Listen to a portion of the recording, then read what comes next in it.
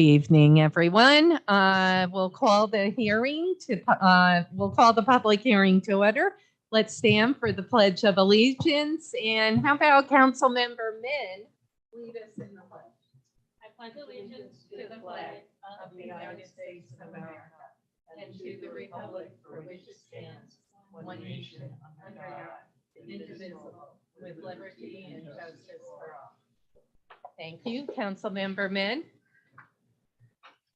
Okay, Clerk, can you, God bless you. Can you do the roll call, please? Is Councilmember Conley Wilson with us? Not yet? Okay. Councilmember Gully, Councilmember Figueroa, Councilmember Steele, Present. Councilmember Min. Here. Councilmember Conley Wilson, Councilmember Soriento. Here. Council President Mantello. I am here. 5 are present, 2 are absent. Council President, I move that the council resolve itself into a committee of the whole for the purpose of conducting a public hearing. Thank you, Councilmember Steele. Clerk, publication, please. The City Council of the City of Troy will conduct a public hearing on October 6th, 2022 at 5:30 p.m. in the council chamber, Troy City Hall, 433 River Street, 5th floor, Troy, New York, in connection with the following matter: the city's application for a Restore New York Communities Initiative grant. The City of Troy intends to seek $3 million in grant funding under the Restore New York Community Initiatives program in order to facilitate demolition and remediation on properties located at 7100-7400 Main Street, tax parcel 111.67-1-1 and Main Street tax parcel 111.67-1-2.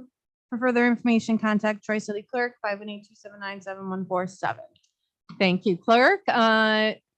Without further ado, what I'd like to do before the tons of people who would like to speak publicly on this issue, we have Dylan Turek with us. And Dylan, I don't know your exact title, but I know you're a jack of all trades in planning and economic development.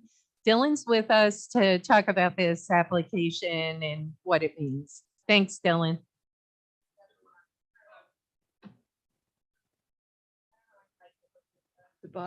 At the bottom.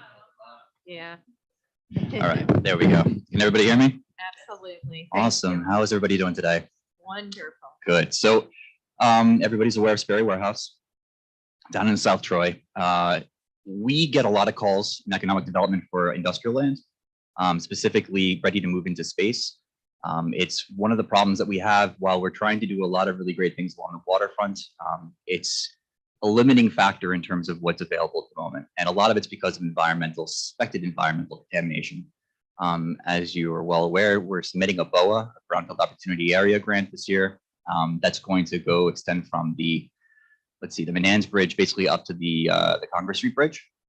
And that will enable us to essentially put together, it's basically a plan, a neighborhood plan that's further developed. And it's basically a step down from the comprehensive plan. So it's a little bit more sort of focused.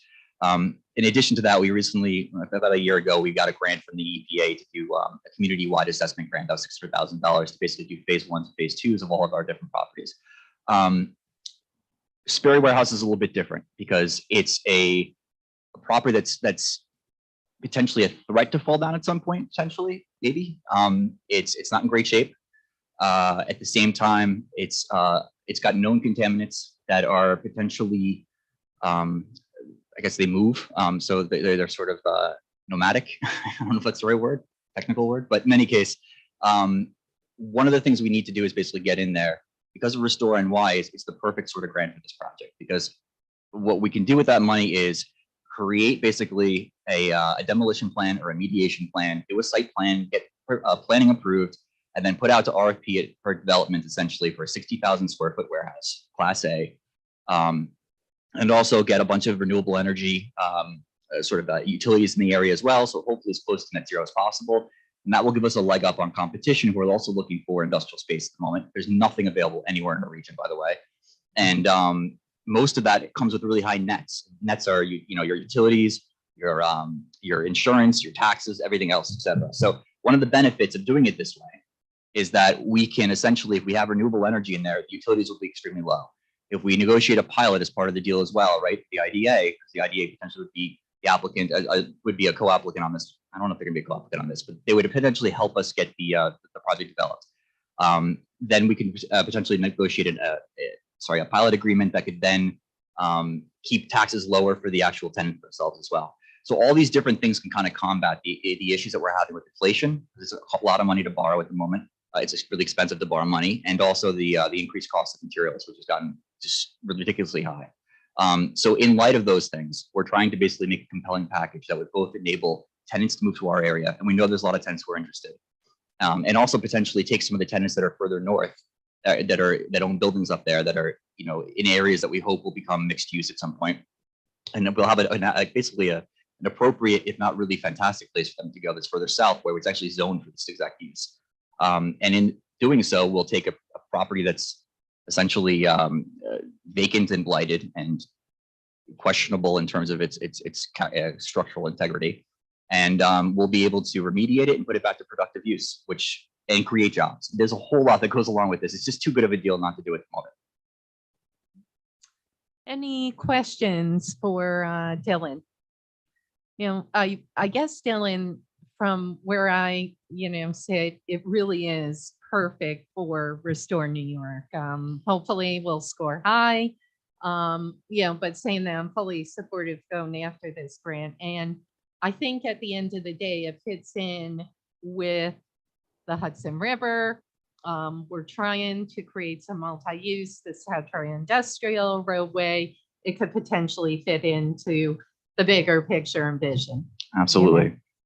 One other thing to add, the IDA is providing $250,000 as a match. Oh, I didn't realize. Yeah, so we're already working with CHA, Club Harbor Associates, to do the remediation planning, the demolition planning. Because we need that for the grant as well.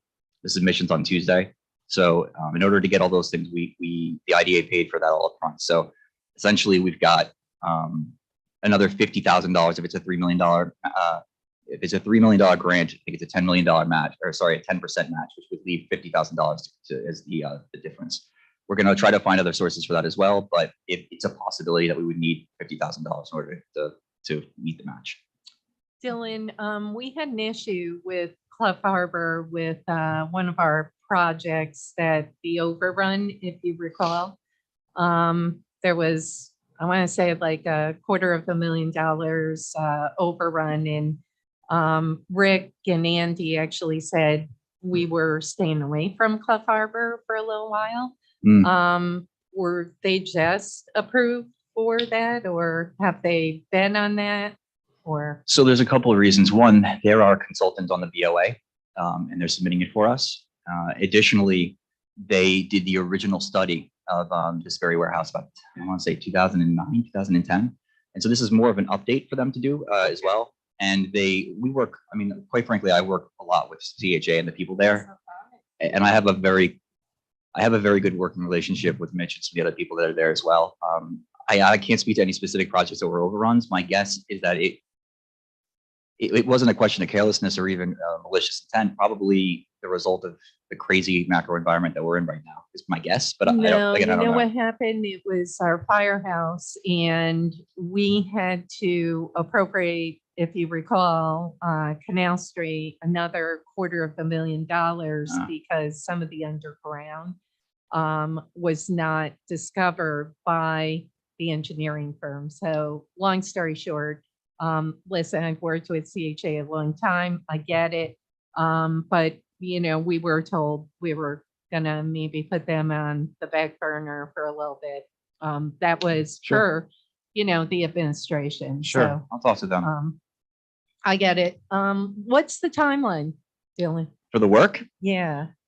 Should we now, what if we don't get the Restore New York? Do we have another path potentially, or do we, obviously we need this, but do you see another path? We have a path towards, so there's two different ways to look at it. So the private sector, and you're probably familiar with this because you're working at the canal. So the private sector has certain tools that are available to them called the Brownfield Cleanup Program. And that's only available to sort of the private sector, right? And that comes with a certain percentage of tax credits. So if we go through this, we also have the 15% tax credit of the total project cost that could potentially go back to somebody. And it's all those layered incentives that are going to make this deal passable, because right now it's really hard to get deals done. If we go through it ourselves, we have the what do you call it? The EPA grant to do the assessments. We could use that for the assessments. The problem is going to be finding money to actually do the remediation. And this money would cover remediation and demolition. And quite frankly, right, exactly. So if we don't get that, we're going to have to figure out, first, it's going to take a long time in order to get the actual phase 1s and phase 2s completed and everything else through that EPA process. Not that there's anything wrong with the EPA, but it's a lot slower.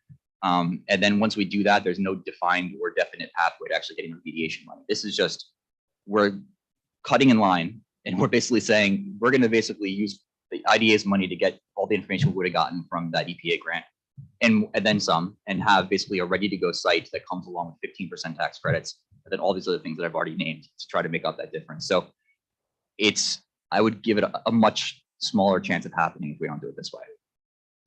Well, hopefully we'll be successful. I wrote a number of support letters for my prior boss for the Restore New York, so I got to know it pretty well, but hopefully we'll be successful. And Dylan, very thorough. Thank you very, very much.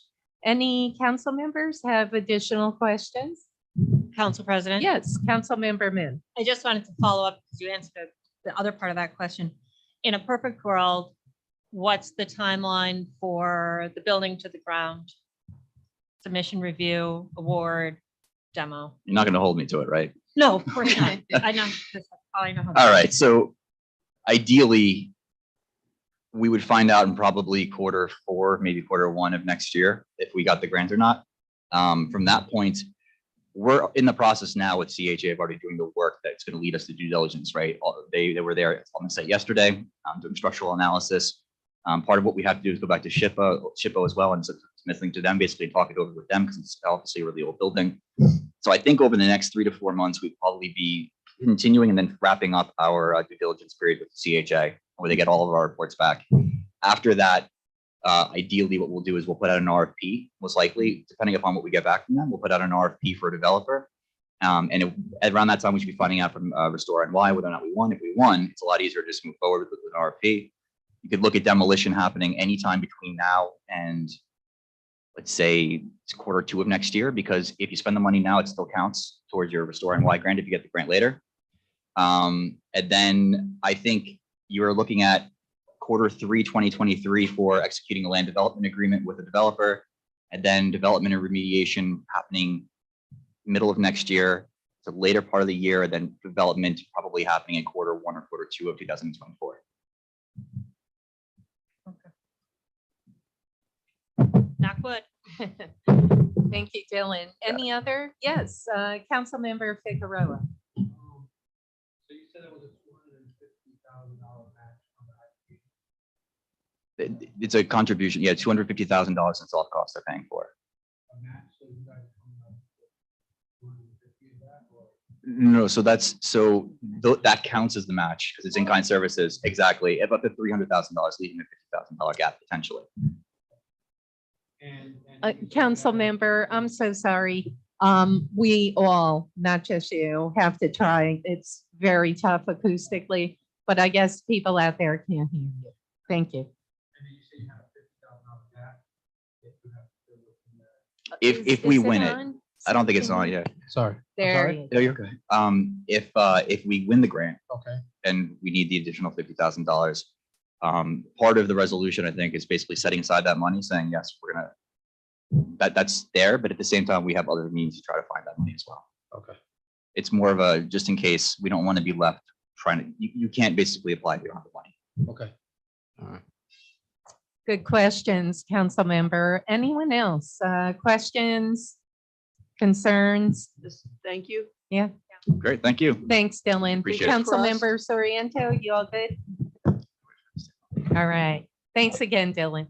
All right. Peace out. Okay, do I have a motion to adjourn? So move. Oh, before I do, one more chance. Anyone from the public like to talk about Restore New York? All right, I will take a motion to adjourn, which Councilmember Steele has. Do I have a second? Second. Second, Councilmember Figueroa, and a third by Councilmember Soriento. All in favor? Aye. Opposed? Hearing is adjourned. Thank you, Dylan. Yep, bye-bye.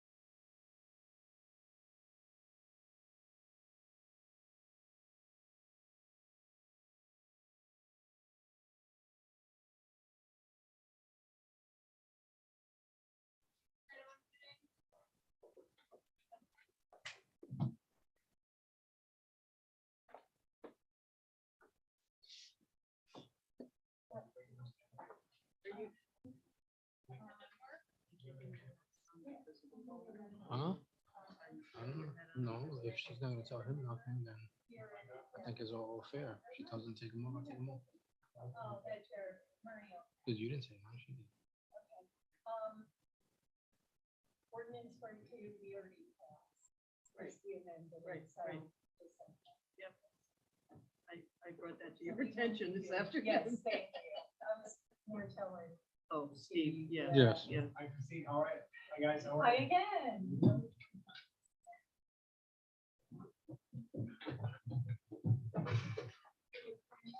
Okay.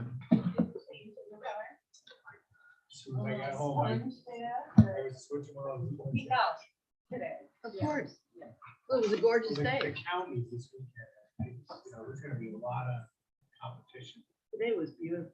Oh, It was absolutely gorgeous. My amazing. doctor I said never that got has to be- outside, never got outside, but it looked beautiful. My doctor Oh, said I I got have to get out outside. at least 2 times a week. Because of exercise. It's good for my cardiovascular. Are you sweating You in? have a prescription? You gotta send your doctor better gifts. All right. Good evening, everyone. The finance meeting is now called to order. Not too bad, 6:05. I'd ask everyone to stand for the Pledge of Allegiance. How about Councilmember Soriento? Lead us in the pledge. I pledge allegiance to the flag of the United States of America and to the republic for which it stands, one nation, under God, indivisible, with liberty and justice for all. Thank you, Councilmember. Roll call. Councilmember Gully. Councilmember Figueroa. Here. Councilmember Steele. Present. Councilmember Ben. Here. Councilmember Conley Wilson. Councilmember Soriento. Council President Mantello. We have 6 present, 1 absent. Presentation of the agenda, I should tell you, ordinance 42 was already passed at the last finance meeting. It was amended. I know some folks out there may be curious what's happening with the 5 properties that were tabled. Those 5 properties will be discussed over the next 2 weeks and hopefully either be on the October finance meeting or November finance meeting or December, depending where the discussion goes. So saying that, we're going to meet with Corporation Council and take it from there. But I do want folks to know that those 5 properties, the public coming to the council, the exchange, the conversation, the insight on some of the proposals that was not maybe written in that proposal, certainly enlighten the council. So I just want folks to know that those 5 properties, they were tabled, they'll continue to be tabled until we come to a resolution. So thank you. So ordinance 42 did pass the last finance, so I am withdrawing that. And then we have a couple resolutions, which brings us to our presentation. And we want to welcome Christine Nealon, Executive Director, TRIP. And I will get you a microphone. We're all doing double duty because Seamus is in Nashville on a conference for work. Do you believe that? How dare him? I know. So Christine, if you could introduce yourself and the folks with you and take it away. It's regarding Resolution 108, Resolution 109. Wonderful, thank you. Thank you. So we appreciate this opportunity to assist with any information and background to ensure that you're all comfortable with this vote moving forward on these resolutions, to extend 2 pilots that are allowing us to really re-navigate the company structure and the way that these very long established apartments in buildings, in neighborhoods with residents living in them can go on and be sustainable into the future. We can get into more details, but I want to introduce Brian Lawler, and I will let him do better justice, but he has a long history of working in this field with housing that is complicated and is challenged, and we have added him to our team to help us navigate through. And then Eric Burrell, who is our Director of Accounting and Asset Management at TRIP. So I'm just going to pass this over to Brian just to do a better introduction of himself. Thank Thank you. you, Christine. And thank you for having us at this meeting today. My name is Brian Lawler, of counsel to the law firm of Whiteman, Osterman and Hannah in Albany, New York. I've been in the affordable housing field for many decades, more than I'd care to particularly state, particularly in state government and representing not-for-profits and housing authorities across the state, and really doing consulting work around the country. And we've been helping TRIP navigate basically keeping these projects operational and positioned to attract some new financing to do the redevelopment that needs to be done. We've been in contact with the state. The state is very supportive, as well as HUD, the federal housing agency. And it's not unusual for localities to be concerned about granting pilots. Everybody wants a pilot for their property. But affordable housing is really one that is based upon everybody essentially assisting and supporting the operations of the project. These pilots really make these apartment buildings work. The rents are limited, the debt service is fixed, and they're generally in neighborhoods that need this type of housing and are essential to making the bottom line work. So thank you for having us tonight. We're here to answer any questions. I'll give it back to Christine. And I do want to thank you again, because we need a lot of partners in moving this forward into the future of sustainability, and the city is one significant partner. So this is where we continue this conversation and we work towards a resolution and solutions together. I apologize. Councilmember Soriento, do you have your hand up, or is that the mouse? It's the mouse. Thank you. It literally was positioned. Thank you. Thank you, Councilmember. Christine, and I know on behalf of all of us, I can say we are true partners, but I think what happened with this was February, we had the presentation. As you know, February to October, literally to me is like 2 years. Probably to others, it could be 4 years. No names mentioned.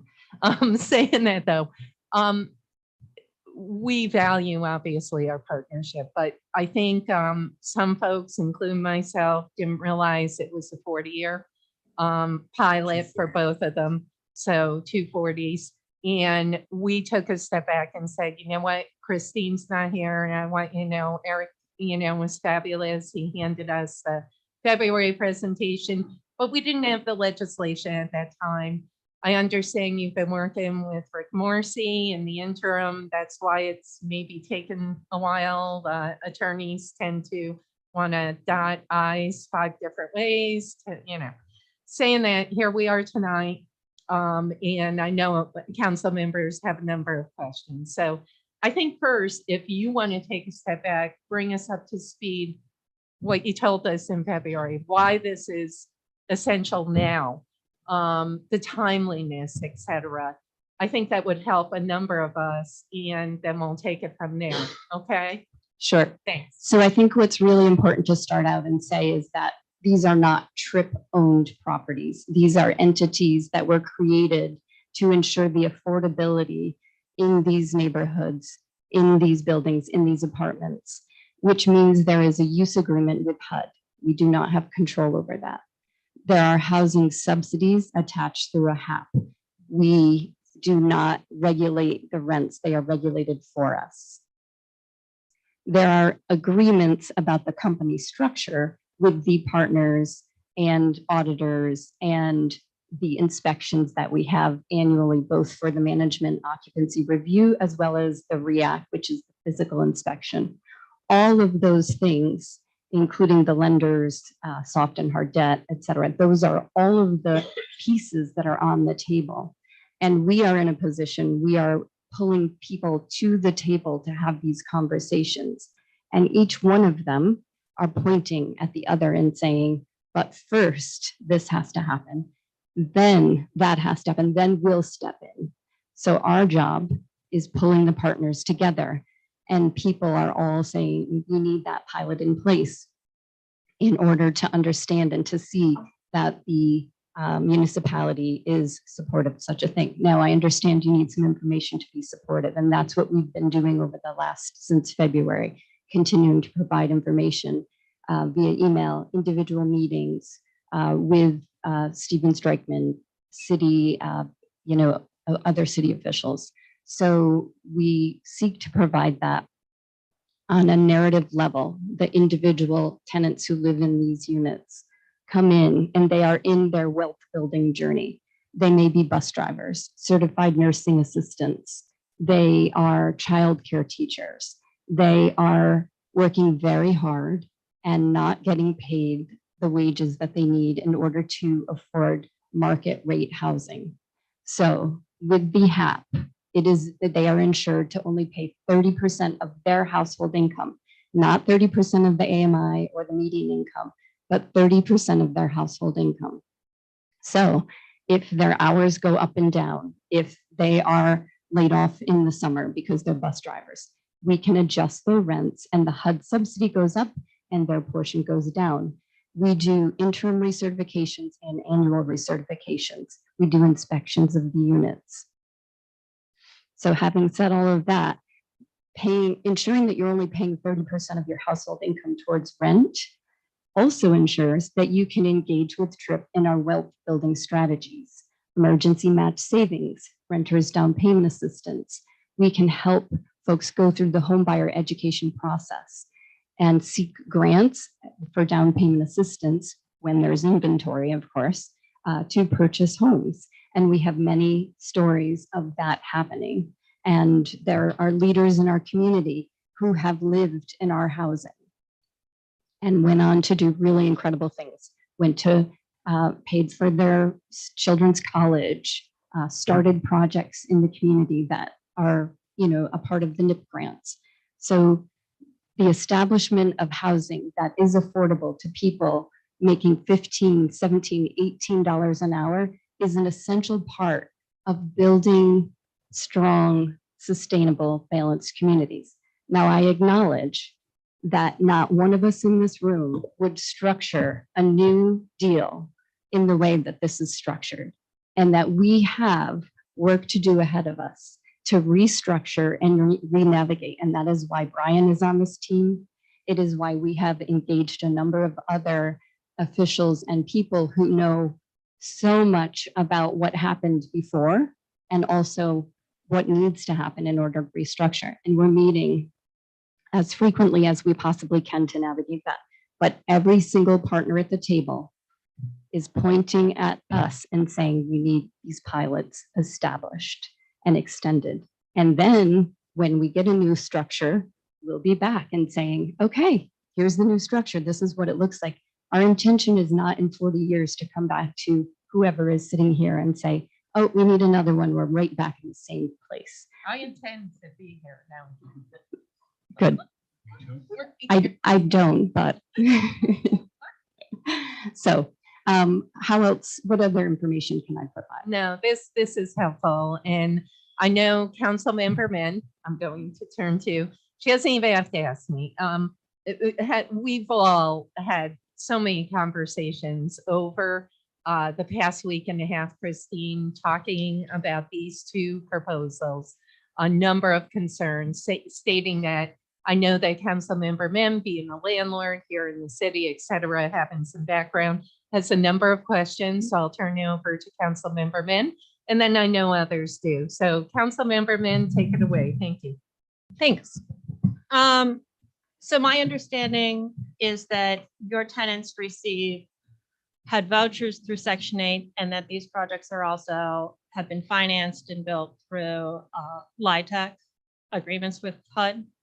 As So your council indicated. There are HUD insured mortgages on these properties, but they're not tax credit projects. Well, but they are LIHTC. No, that's a tax credit project.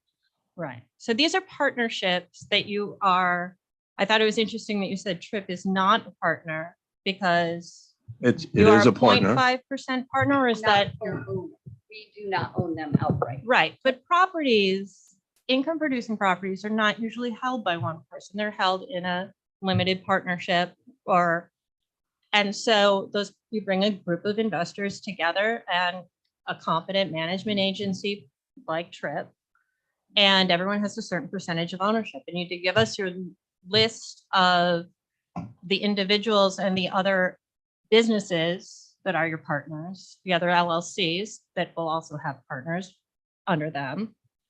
And so TRIP is, by your own admission, for NSA 1, a 7% ownership, 0.05% ownership of NSA 2. Is that correct?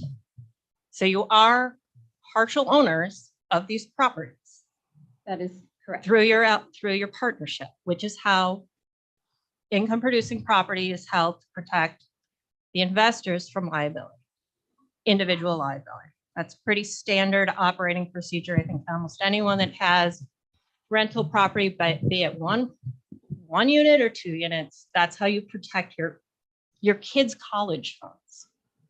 So, I mean, I guess one of my questions was, for NSA 1, you gave us a list of why are you such a small percentage ownership? 99.5% of these properties are held by your partnership. Who are these other people? And they've invested since the early 80s. What do they get out of partnering with you? Besides, of course, recognizing the value of supporting people, supporting affordable housing. But nobody puts their money up for free. So what do they get? What's their benefit?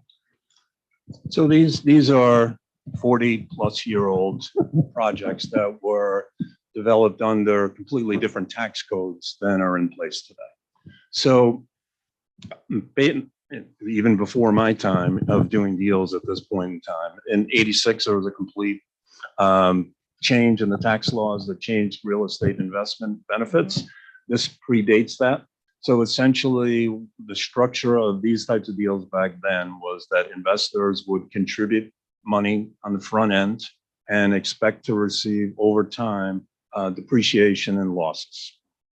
The depreciation and losses are expired. They never expected cash flow.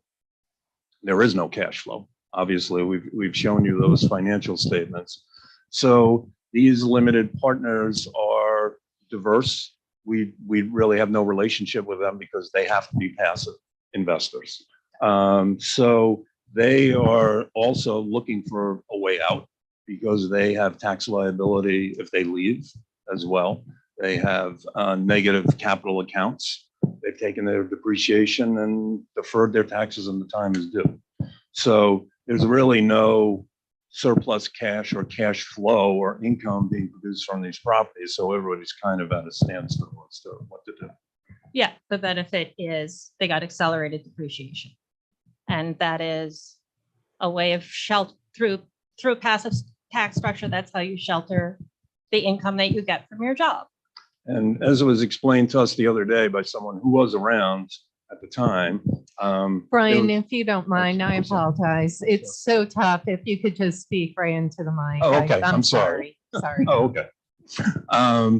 We were told by someone who was involved at the time, Duncan Barrett, who you all know, that basically the investors were a group of dentists who invested money. It was time when brokers peddled deals to folks of, these are real estate investments. And the developer was Tesco, who has other properties here in Troy, but is Tennessee or Kentucky based, Tennessee based. And those limited partnership interests of the original investors, a lot of them have either gone through estates or been consolidated, but basically they are really, silent partners who have contributed and taken what they can out of the property. One of my concerns here is that we haven't even been provided with the original pilots. So we don't know how different this one is structured from the one before. And I have requested that corporate counsel provide that to us. I have not yet received those documents.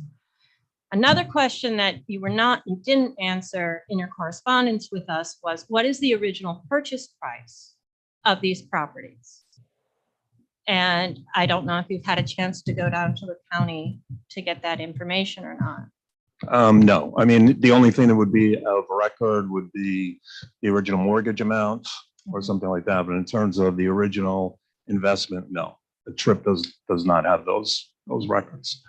And in terms of the original pilot, I think that's a great point. What we wanted to be clear about is what we're asking for is a pilot that's a continuation of the terms of the original pilot, which is 5% of the gross rents collected as determined by the city comptroller. So it's something that floats year by year.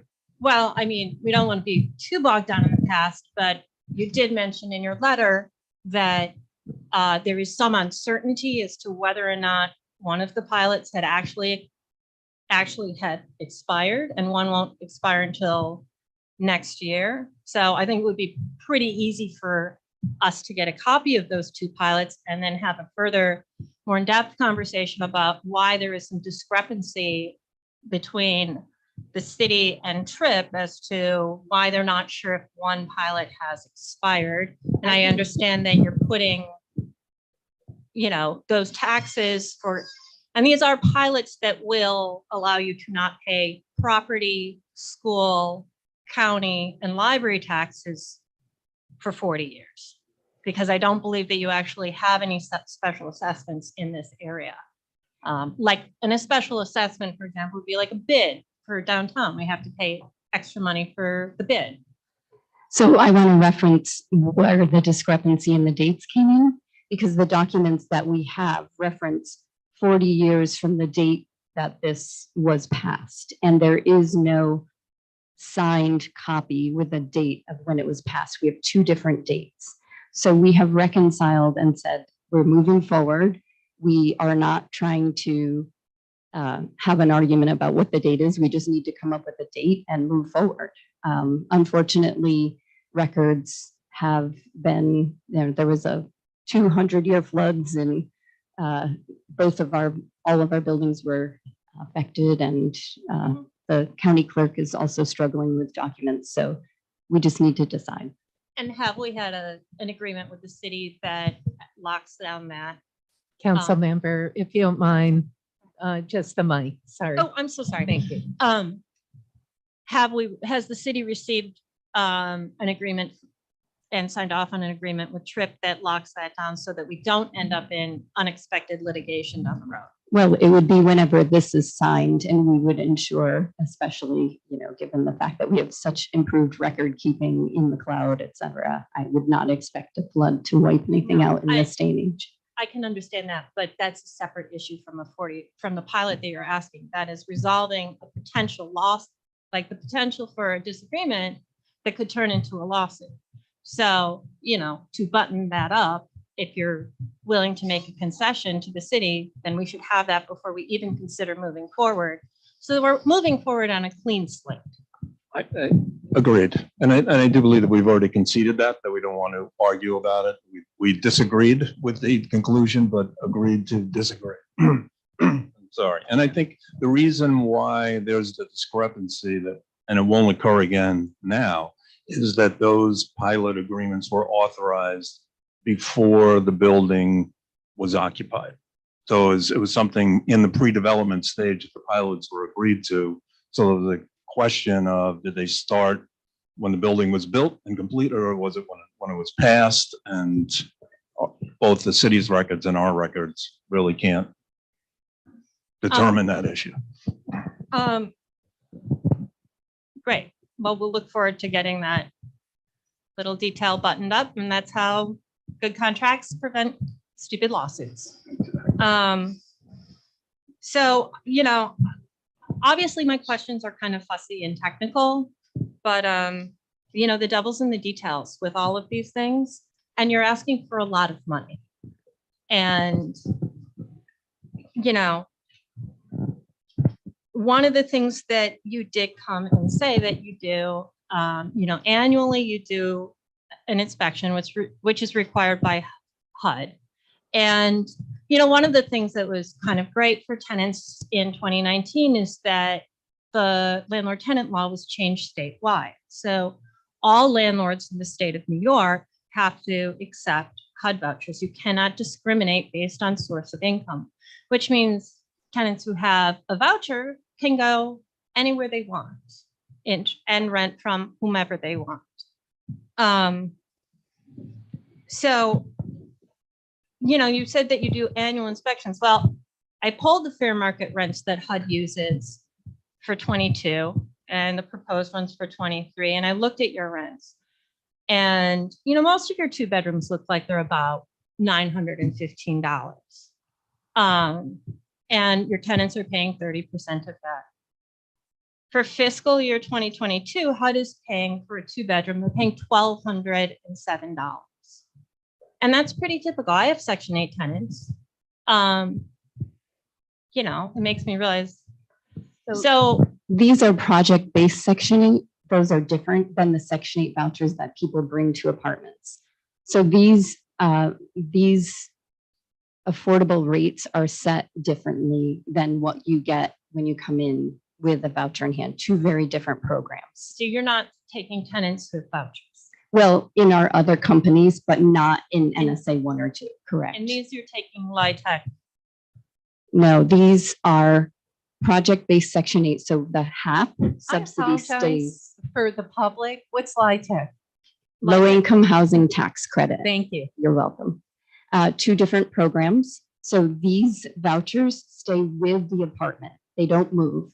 And what that means is that in order to be eligible to live in that apartment, you have to supply a whole bunch of information to ensure that they are qualified and entitled based on their household income. And then once we've established that, we set their portion of the rent based on that 30% of their household income. And so that's established. And then we continue to reassess that at least annually, if not more frequently, if there's a change in their income up or down by $200. And why haven't you gone? Because Section 8 vouchers are paying, they're paying more money and allowing tenants to have more, like a higher rent. And you are coming to us saying you can't cover your costs. We are not able to shift over to that kind of Section 8 in these properties. They are regulated by an agreement with HUD. So even great idea, absolutely. And that's what we're working for into the future is how can these be restructured? But today, under the HUD regulations, until we can get all of these partners at the table and restructure the whole thing, this is our only option. So, Just to Okay. add to that, and I don't mean to interrupt, but these are essentially negotiated rents at the time, 40 years ago. During that 40-year process, they gave an opportunity called mark up to market. So they were renegotiated. Fair market rent doesn't determine what these housing assistance payments are. They're tied to the mortgage. They're a different type of voucher than the tenant-based vouchers that people can go out on the street and rent an apartment for. They're contract rents.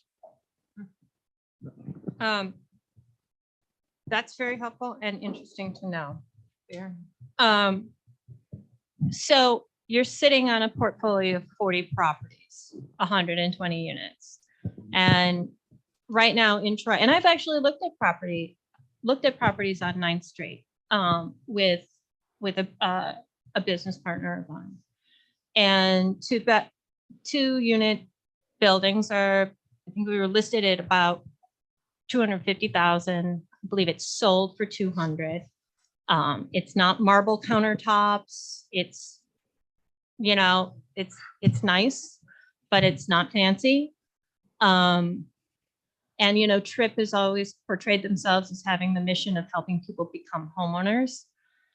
So in Troy right now, multifamily is selling between $80,000 and $110,000 a unit. So yeah, I know, right?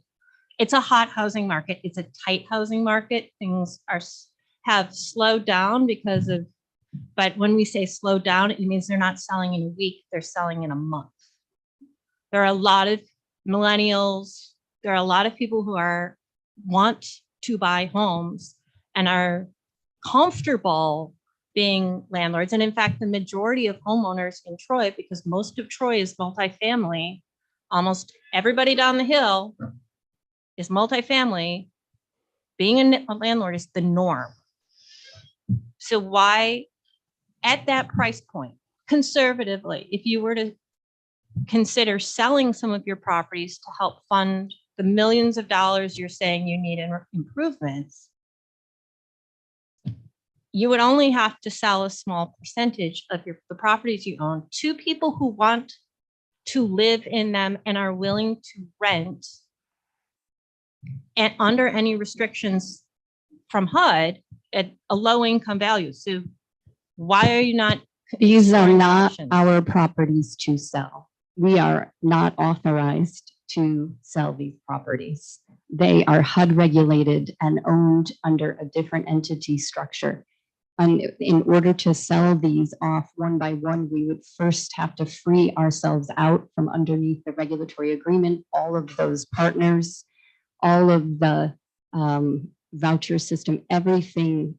And is that always on the table as a possibility down the road? But there are so many steps, and that is why we're engaging all of these experts in this field to understand what our choices actually are. And we are leaving no stone unturned, no possibility is off the table. So I guess one of my last questions is, you're putting in an application to HUD for refinancing, correct? New York State. New York State, which administers the federal HUD programs and is the pass-through All right, and the LIHTC. Yep. and the light through light. What happens if your application is denied and we've already given you a 40-year pilot? We are pursuing a number of different strategies. The LIHTC application, the other housing funds from the federal government through the state are all on the table. And we are working closely with HCR and all of the other entities at the state level. If all of those are denied for whatever reason, and suddenly everything hits the fan, we are also pursuing other business models, business possibilities, and looking at every negotiation tactic we have in front of us.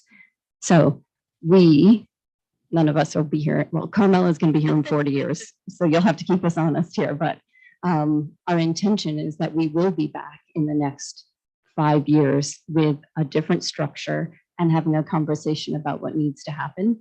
And it may be a completely different, who knows? So we are pursuing all of these actively. So if you're looking at a relatively shorter timeline for restructuring, your offer, your ask is 40.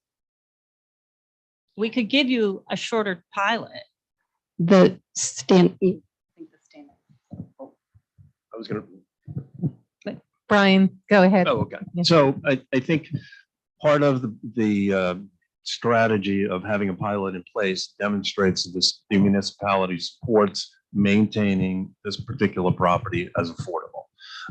And that they are going to be a partner at the table with the state, the federal government, and any other affordable housing investors who are willing to provide financing to preserve this affordable housing. Having like a shorter time brings us back and creates uncertainty for people. They would ask us the question of, does the city support this or not? That really is the main reason for that. If we change an ownership structure, we will be back. We'll have a basis for making a case to continue the pilot. The decision will be made, and it'll be. I think all of the things that you suggested are legitimate in terms of looking at higher rents, going back to HUD, negotiating for higher rents. That's why, or even selling some of the properties. That's why we're trying to tie them to the rents collected. And being a real percentage of the rents collected at the property. And if it turned into a market rate project, it would be 5% of market rates rather than just $900. So it's really something that will give us the ability to sit at a table with the state or the federal government or a lender and say, the city really is, we're working with the city to maintain this group of units as affordable. And it's a time when affordable housing is almost non-existent. Or it certainly does not meet the demand that we have across the state, the country, and Troy itself. Well, I don't know about that because we have several projects in the pipeline that have applied for and received pilots that are building in Lansingburg, over 100 units of affordable housing. And community builders in South Troy are also building about more than 50 units.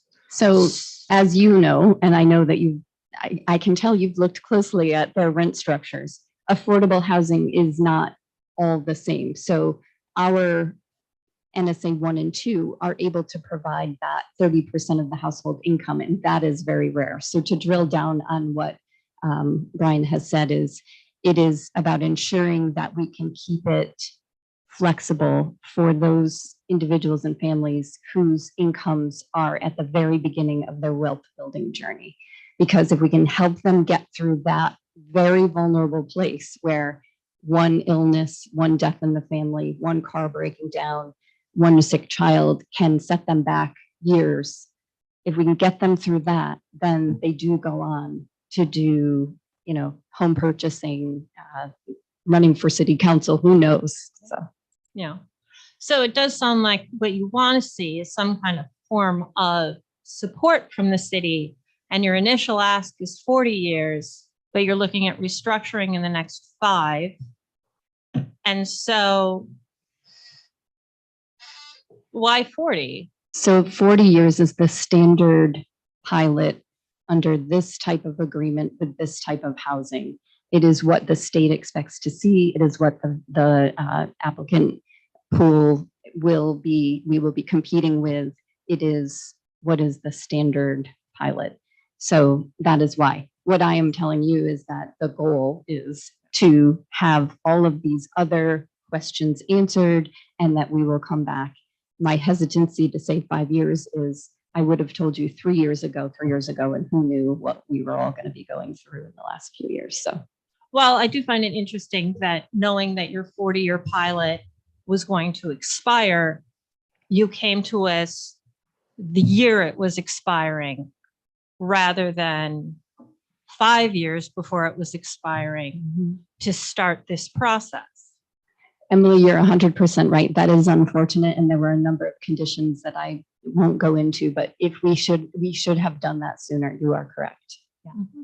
And I will wrap this up because, We can come back to you. but Okay. yes, Awesome. I'm sure there are other folks. with Council questions. President? I actually have a list, council members. So we have Council Member Soriento, Council Member Gully, then Council Member Figueroa.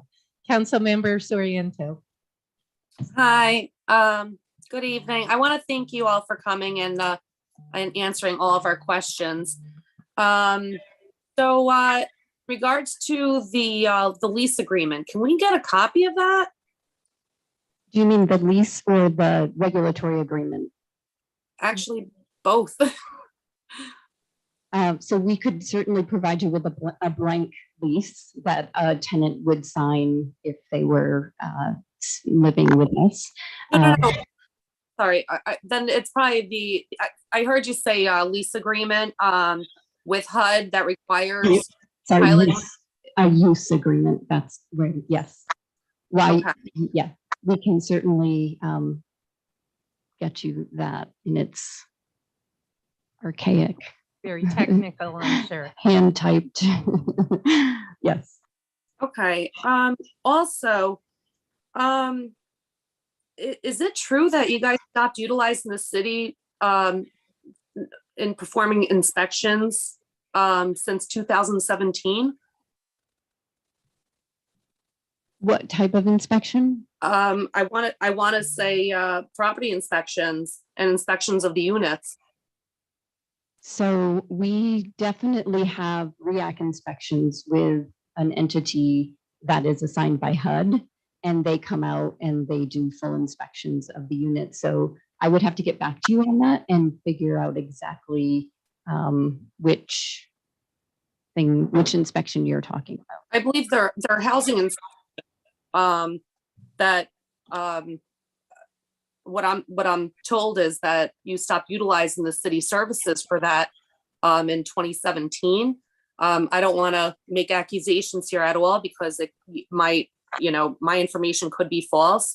But it's definitely something that I need to know. If you could get us additional information about what you have and what you're referencing, and then we can certainly get back to you about that. Okay. Also, I think that's it for now. But thank you. Thank you. Okay, we'll get back to the inspection. Andy may have that answer or someone. Councilmember Gully, then Councilmember Figueroa. Just a couple of questions. Earlier in your conversation, you said, well, we'll get this 40-year pilot and we hope that in 40 years, we don't have to come back for another one. Is this due to this transition that you're seeking in 5 years that you're looking to come out of? Why is it 5 years? Is there a timeline or a date there or something that sets that up? That's only based in the number of partners that we're working with and the number of people that we need to be on board with a plan and how long typically things take in terms of application and processing through and the work. But you have others that you are talking to that look like you could put something like that together. Absolutely, yes. I go back to the, I'm not a fan of pilots. I know. And I know sometimes they're necessary, but even that necessary, 40 years seems like a lifetime to the taxpayers of Troy. I mean, they've gotten browbeat quite a few times on different pilots in this area. And for them, they might not know all the facts of how it affects them. But when they see organization getting these type of tax breaks, it kind of puts a real kind of stigmatism on the whole process because they might not have all the information, or maybe they say, well, hey, what's happening here? For me, I think you had a 40-year pilot on these properties. To come back and ask for 40 more seems like a long stretch. And realistically, with your finances, it shows that there's really not much money being made. And I know you have to keep reinvesting and fixing the properties. And we certainly want to make sure we take care of people on all levels of income so that everybody has a decent place to live in Troy. But 40 years, when the taxpayers see that, they're like, what the heck is going on there? And I mean, why does it have to be 40? And you say the state says that's normal. I don't care what the state says. I really don't care what the state says. I care about what we say here for the taxpayers. Why couldn't it be a 20-year and then have you come back to the table? Typically, the 40 years is a state maximum for a pilot agreement. And it's What's the minimum? there is no minimum.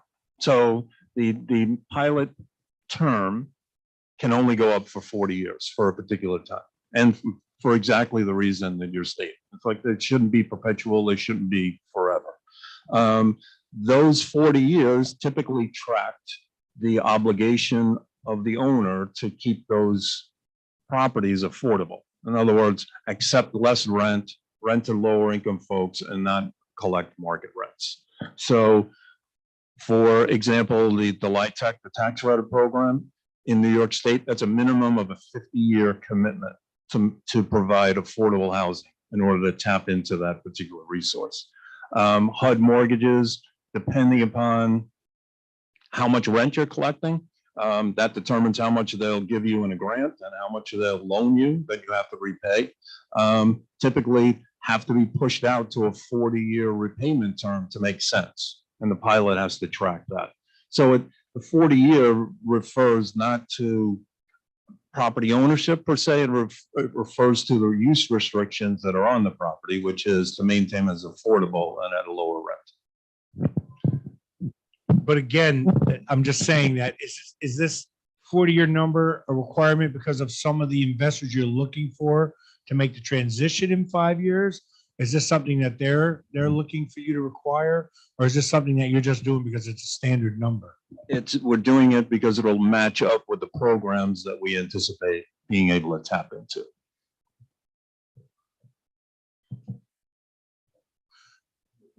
So if there was an amendment that said that this pilot would be contingent upon you getting your partners together and being able to pull the program together, how would that affect you guys?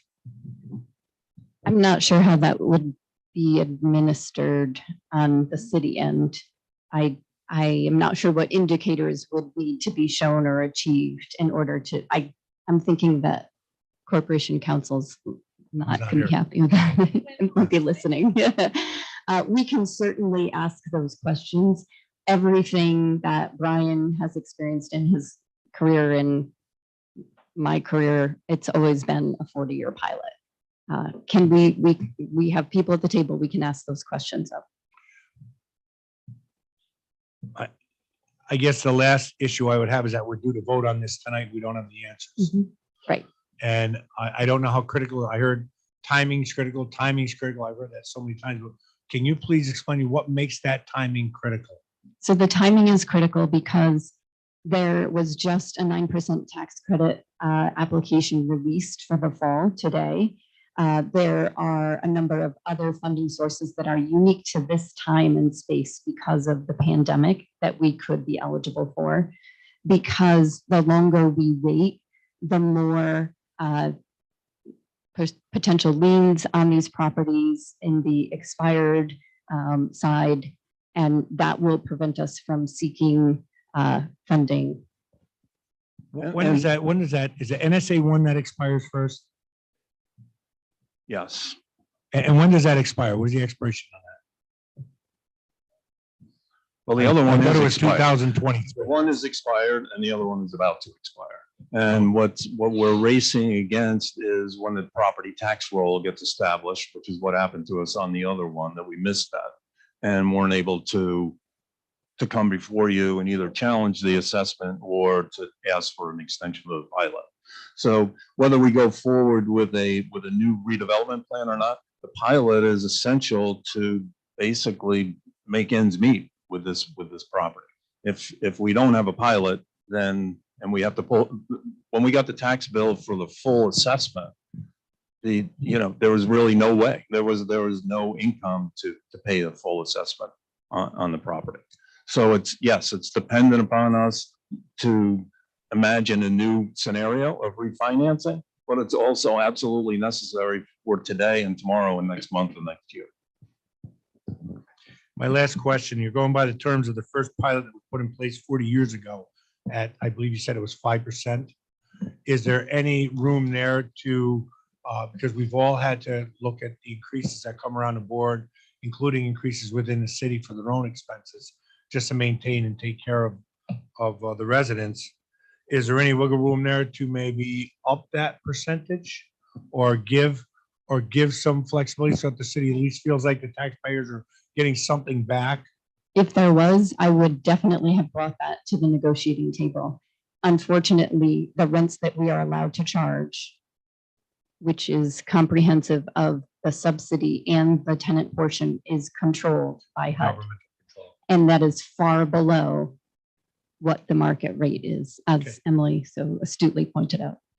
And also, just a reminder, and I'm sure you all know this, that every year TRIP, on behalf of the property owner, provides its financial statements at the end of the year to the city. So it's a public record as to how much income and what the expenses are, and the calculation is made by the comptroller to what the 5% is.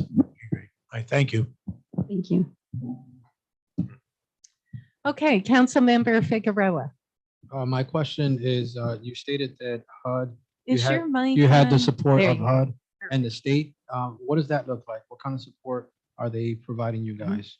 So from HUD's side, it's permissions, it's a willingness to subordinate an existing loan. It's a willingness to support us with letters, et cetera, for the application. At the state and federal level, it is elected officials who have toured these properties, who have worked alongside us and understand the important role that it plays in the community, which is hard for the taxpayers to equate. You see dollars, but you don't see the cost of not having these buildings occupied with people who are providing services in our communities. And what would happen to these buildings if they became vacant and abandoned, because they wouldn't just be able to go on the market and get sold. They would be repossessed by HUD, and they would go off and be given to someone who would not be connected to the community and who knows, maybe do nothing with.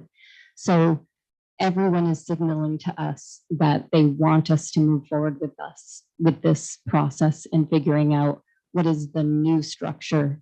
How could we potentially buy out these other partners so it's much cleaner, so that we have all of these possibilities? But it is a complex structure, a complex business deal that needs to be struck.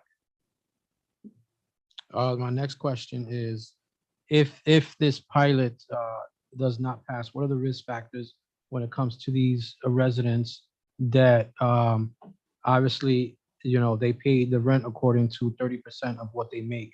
What are the risk factors to those cases? Immediately, without, there would be liens put on the properties, and the city would proceed with foreclosures, and that would be with the entity itself.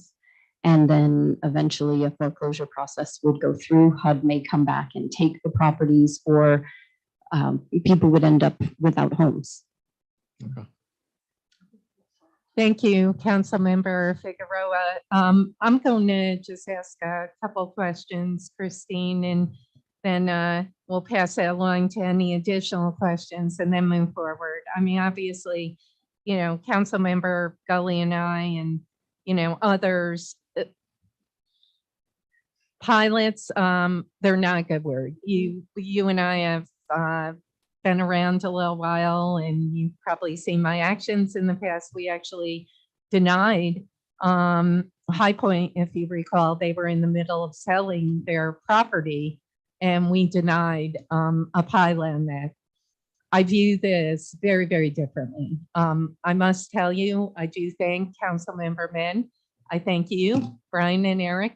I have received more of an education this evening than I thought I was aware of. I worked in the Senate. My senator was actually chair of the Housing Committee. So from afar, thankfully, because housing is very complex. It's a super complex situation in terms of LLCs, HUD.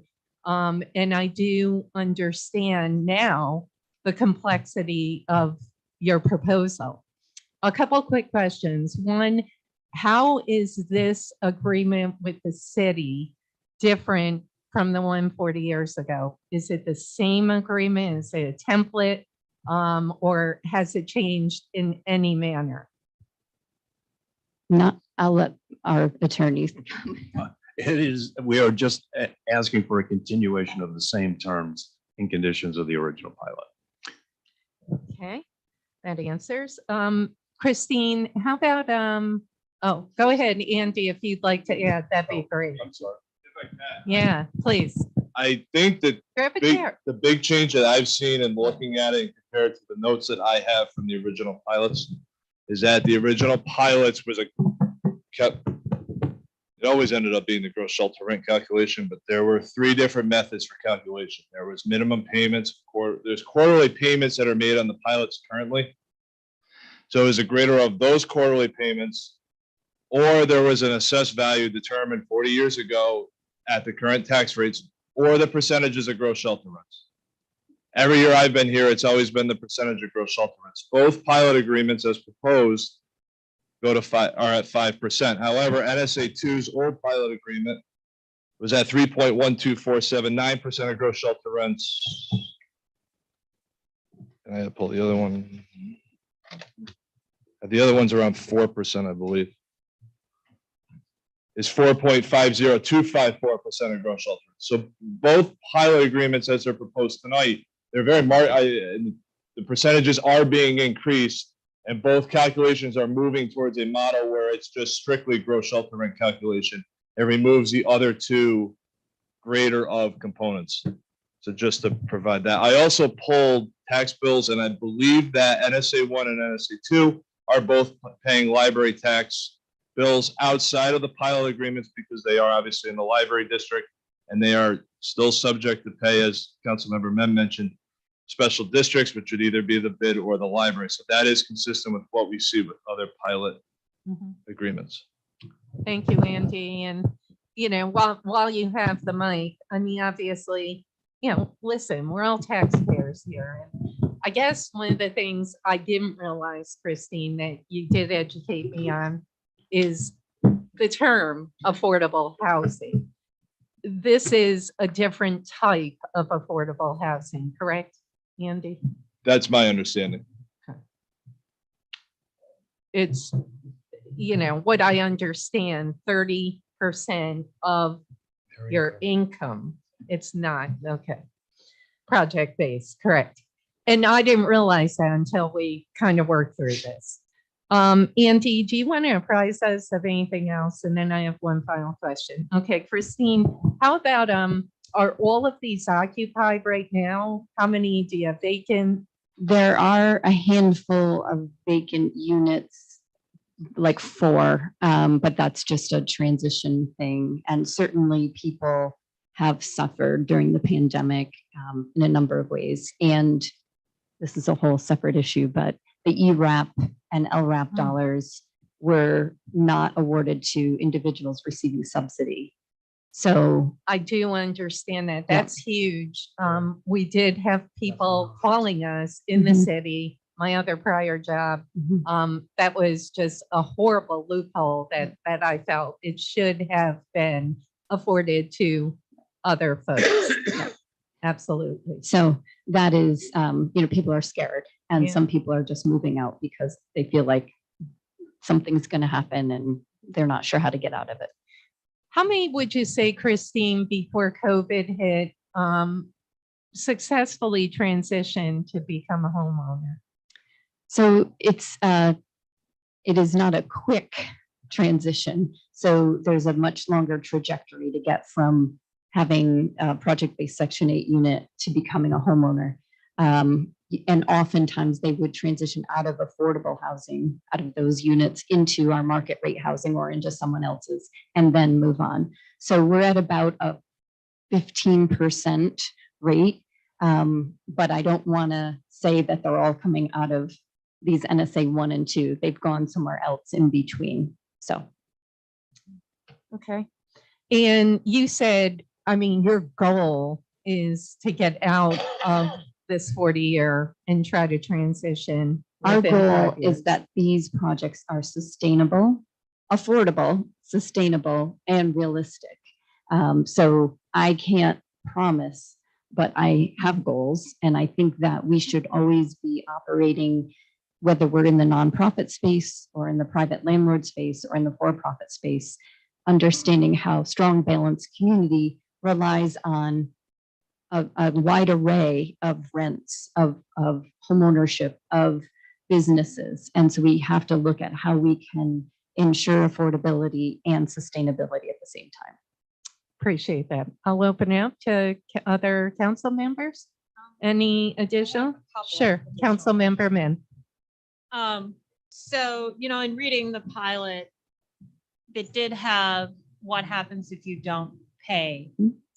And the numbers that you provided us on NSA 2 show that you, and this only goes back to 2013, and I understand that it went previously 2008, that you were in arrears and you didn't make your pilot payments. So, and I would like. So my understanding of that was that came from the comptroller. That was an error of the comptroller's office at the time, where the greater of calculation I just referred to was not done correctly by staff at the time. It was then discovered later on. At which point an agreement was made between the city and Trip. I do not know if that was in writing or not, but that Trip would pay annually to the city their current year pilot due, plus the amount due in arrears. And that amount was paid off in full, I believe, in 2019 or 2020. But that was an error made by the city. And I mean, I'd like to point out, just for context, for other property taxpayers, between these 40 buildings that you own, 120 units, you're paying $47,000 a year for property, school, and county taxes. Traffic lights in the city of Troy cost $45,000 each. I want to assure you that the services we are providing to the families living in these homes far exceed what you would get if we paid full taxes. And then just my last question was, sometimes things don't go as we want and things go bad. We have the foreclosure list, and I think there are a lot of people here in this room where people have lost their property. And it sounds like that's something that you're contemplating with liens, existing liens not being able to be paid, going into foreclosure, and either the city or HUD taking the properties back and then having to resell them. We're not contemplating that. We're simply putting forth and answering a question that was asked about. So we are not contemplating that. Business and investment does entail risk, and anyone that owns a home knows that sometimes things don't go well. Look at all of Florida right now. There are going to be a lot of people losing all of their property. So you said if HUD reclaims it, it may not be someone connected to the community. Who does HUD, who takes back property, sell to? Do they sell to corporations that have nothing to do with Troy? Do they sell to individuals? I can't answer that. There are certainly buyers out there who are looking to put the minimum in and get the maximum out, which is the opposite of what any of us want. Well, that's literally what we're discussing tonight with our foreclosure list. People who are putting a small amount of money in, building a lot of equity and turning their lives around. So, I certainly would like to see everyone be successful. But I do think that we have to acknowledge that this is a business. And not every business is successful because sometimes they don't structure it in a way that is sustainable. And that I think we have to be, as we're contemplating this, I think we have to be very honest with ourselves. And if you're not able to restructure your business model that is proven to be unsustainable, we as Trojans who are looking to the future, who are not going to be dead in 40 years, because I'll be 83 and I have every intention to be alive and just as feisty. My grandfather just turned 100. The odds are ever in my favor. Okay, Councilmember Min, any other No, questions? I just know that this is something we will take very seriously. I'm very happy that you're taking it seriously because that's what it's going to take for us to get this restructured. And you're a taxpayer. Yes. Okay, any further questions? I would like to move Discussion. the question. Okay. Thank you very, very much. We'll proceed to the agenda. If we get to the item, we'll certainly tap into any of you if we have further questions. Thank you. Thank you. Awesome. Do you want me to turn this off? We'll let Maria. Thank you, Christine. Thank you. All right. We are now going to open up. Maria and I will transition our front here. Thank you. What are we doing now? You don't have to put the table down. You could just move it to the side. Thank you.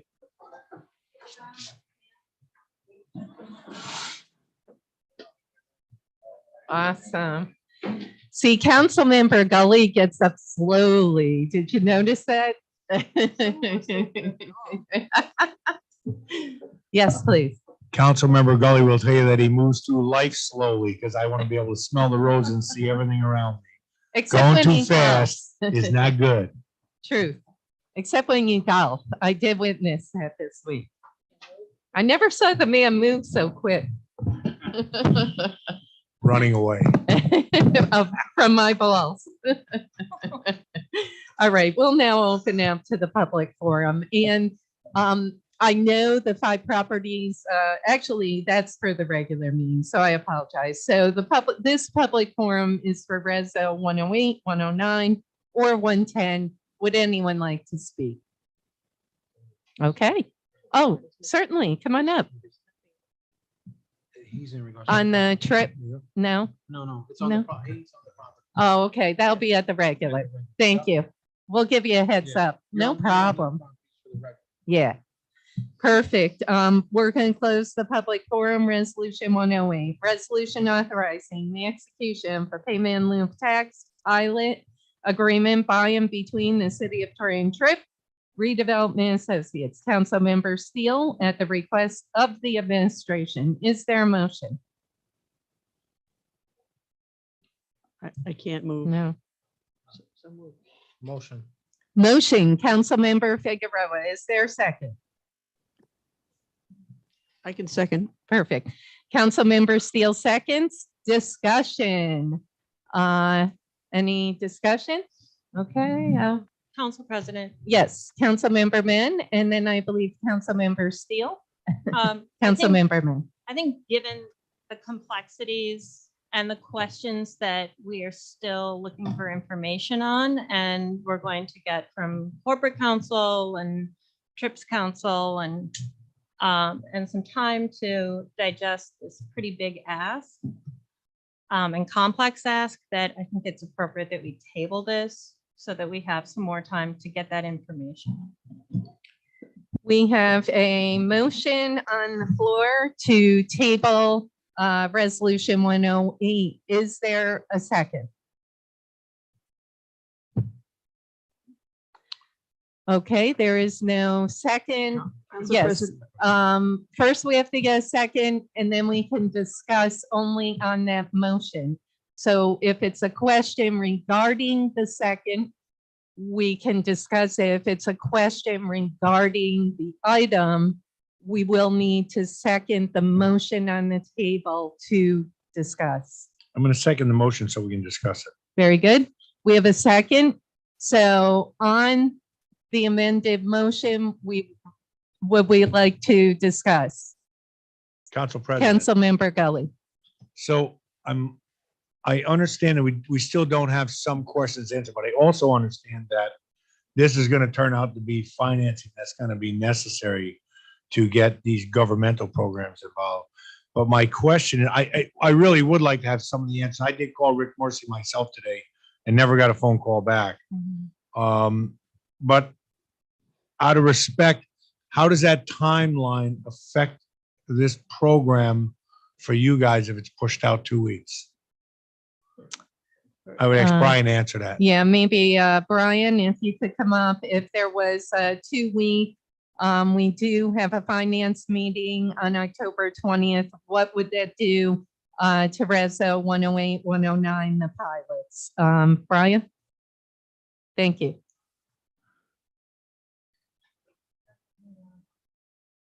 Right at the bottom. Or just yell. No. Well, I can speak loudly. If you could turn it on, yeah. You could pull it out and yeah, thank you, Brian. Thank you. Okay, thank you. I don't think 2 weeks would be fatal, but I do have you mentioned that there were some questions that hadn't been answered.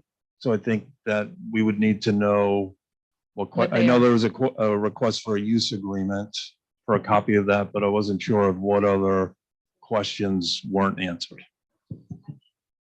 The inspections is, that I know, Councilmember Soriento would like that answered. What other questions, Councilmember Gully? I know you Well, had I asked asked you for the Rick question Morrissey. if 40 years was the target because of the state, and what the minimum was, you said you didn't know. No, I said, would there be any consideration on a 20-year, 20-year? And it was believed, I believe Christine said, well, we don't know, but we could ask. So I don't know if that's something that is viable to get answers on, or. Well, the 40 or 20, the 40, I thought our response was that the 40 would match up with the state programs that we're going to pursue.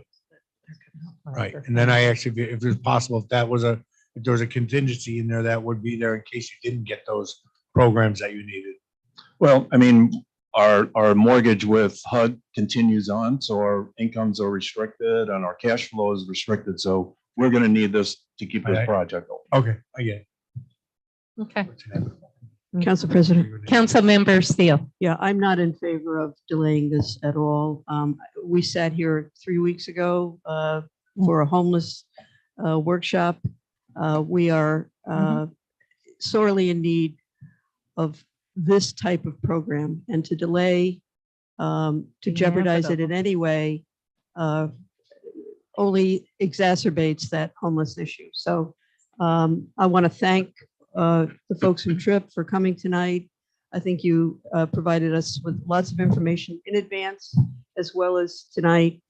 I obviously am a bit biased, but I do feel, not because of any connection with TRIP, but with my housing authority hat,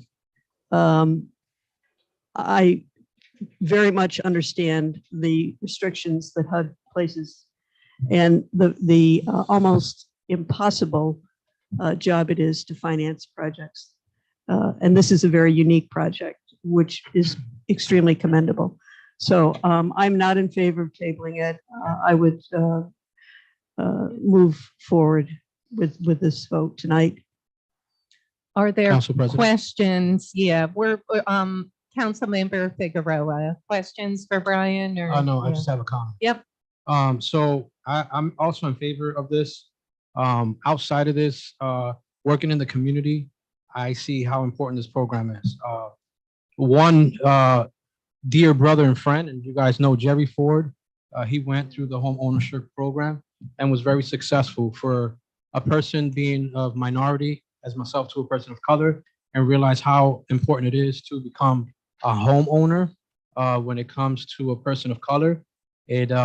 And the struggles that we face, and seeing him go through the program and the amount of resources that TRIP provides to the community, I think this is a very, very important program.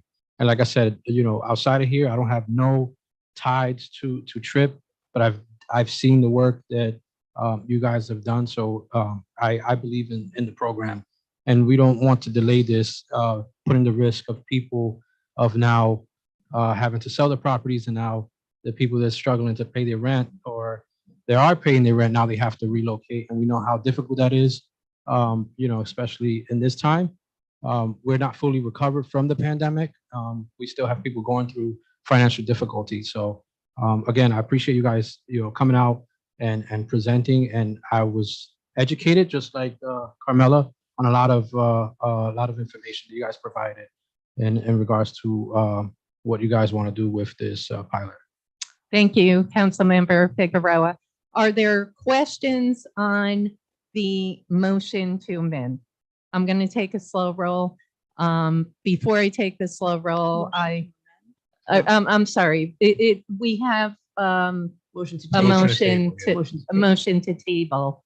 I apologize. So saying that, I'm going to take a slow roll, but I will tell you prior, I am in favor of moving forward with a vote. Councilmember Gully. I called for the second so we could discuss this Yeah. because there were some questions that were unanswered. I think, as I said earlier to the council president, this is inevitable financing that's needed because as we see our affordable housing program is weaker and the demand is getting greater. I don't know how NSA 1 and NSA 2 vary, except for the fact that it's 30% of income, and that's very unique to have, and I can respect it. I will cancel my vote to table, and we'll move forward. So you vote no. I vote no. Councilmember Figueroa. I vote to move. No. Do you vote to table? No. Thank you. Councilmember Steele. No. Councilmember Min. Yes, we have more information we need. Councilmember Conley Wilson is absent. Councilmember Soriento. Yes. Council President Mantello, as I mentioned earlier, this is for both Reso 108, 109. I was more educated this evening, and I appreciate that. I think when we're discussing affordable housing, this is even more, I want to say, available for folks who can't even meet the threshold of affordable housing. I think when we talk about a pilot, many folks know my feelings on pilots. However, this pilot is not your traditional IDA pilot. This pilot is not your pilot where a developer is going to come in and put in 25% affordable housing, 75% moderate income. This is certainly something very unique, something that's needed to go after federal and state grants. Christine, we're going to hold you to your word of the 5-year, trying to restructure this. That's essential. Listen, we're all here for the taxpayers of the people of Troy, but I'm with a couple of council members who have mentioned, these 200 and some odd units are necessary and needed for these folks who meet this incredible, very low threshold of 30% of their income. So saying that, I vote no to table. The motion to table does not pass. So 4-2, it is not tabled. We'll go to Reso 108, and we will vote Reso 108. Yes.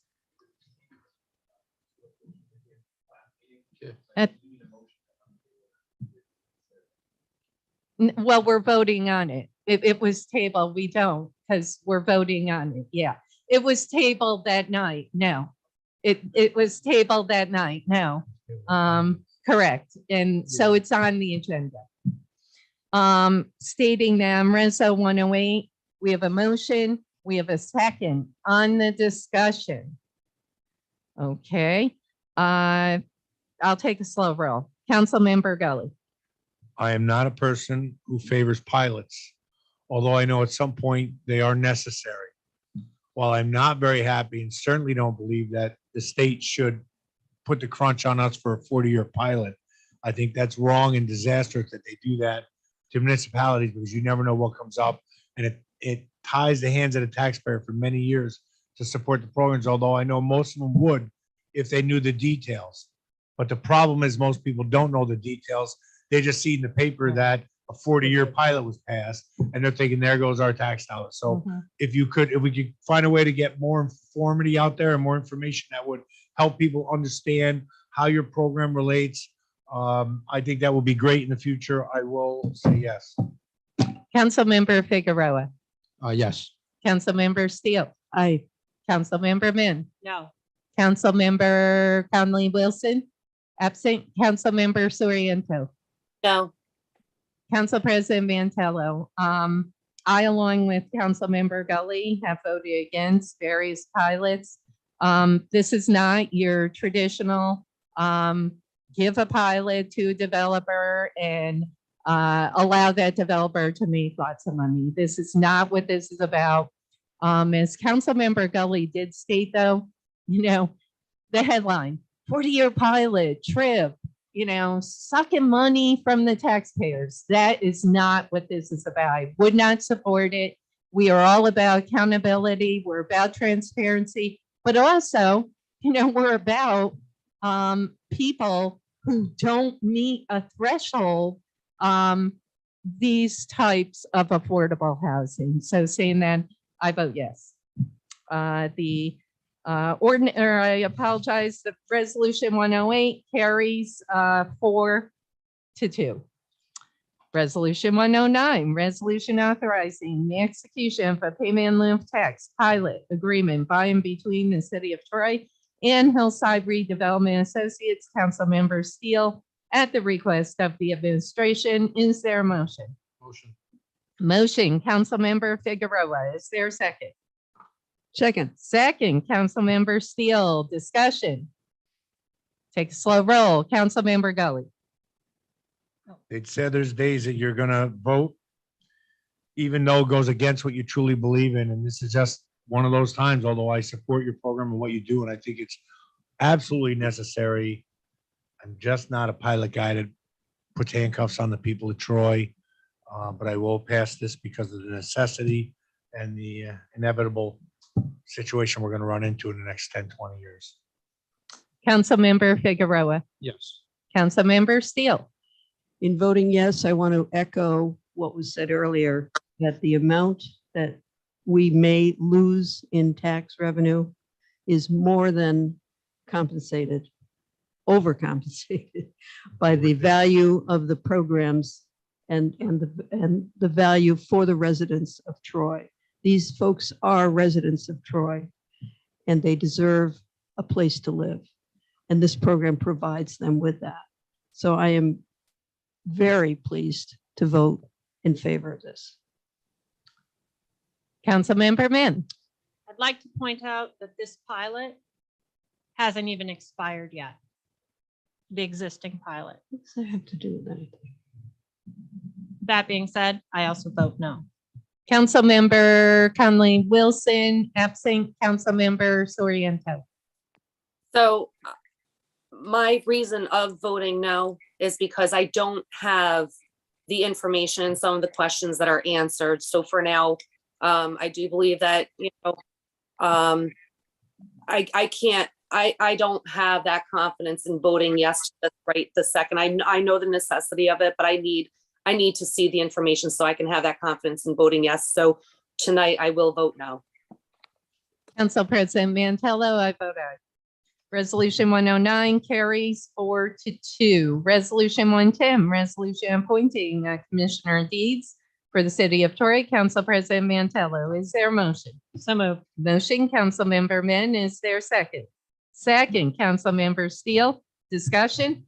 All in favor? Aye. Opposed? Resolution 110 passes 6-0. I will now take a motion to adjourn. We'll go right into the regular. Councilmember Steele motions. Is there a second? Second. Councilmember Gully and Councilmember Soriento. All in favor? Aye. Opposed? We are adjourned. We are going to take a 3-minute break for anyone that needs to hit the restroom.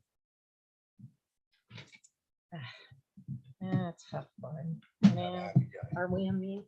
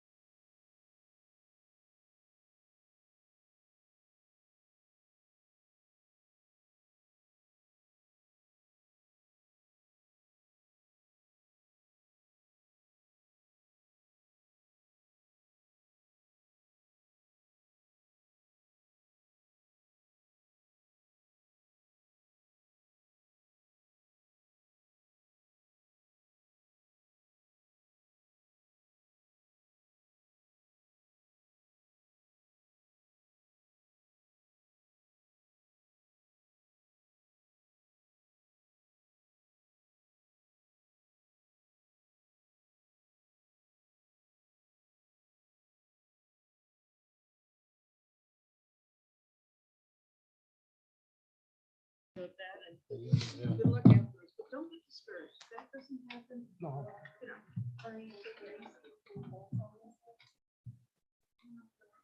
These are good news.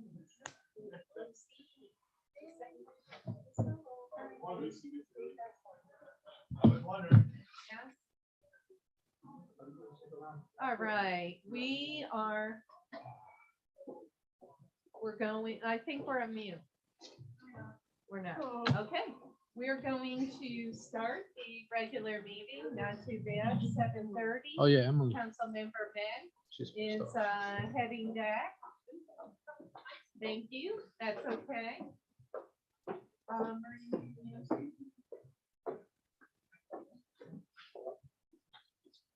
Now take a little break. Awesome, thank you. Thank you for all who have stayed for this exciting regular meeting. It's October 6th, about 7:35. We will stand for the Pledge of Allegiance, and I will ask Councilmember Steele. To the flag of the United States of America and to the republic for which it stands, one nation, under God, indivisible, with liberty and justice for all. For all. Yes, Dr. is looking at us. Clerk, roll call. Councilmember Gully. Here. Councilmember Figueroa, Here. Councilmember Steele, Present. Councilmember Men. Here. Councilmember Conley Wilson, Councilmember Soriento, Here. Council President Mantello. 6 are present. Okay, I will ask a motion for the approval of the minutes from September regular meeting. Is there a motion? Carmen, I don't think you're. So move. Motion, Councilmember Steele, is there a second? Second. Second. Turn mic on. Discussion. Oh my God. All in favor? Aye. Opposed? 6 ayes, 0 nos. Thank you. Presentation of the agenda. A couple of weeks ago, we had a finance meeting, and earlier this evening, a lively finance meeting. All of these items are from those meetings. So good news. Let's move on. We have a really special gentleman with us, Dave Bessel. I would ask Dave to please stand and the council to join me in welcoming Dave.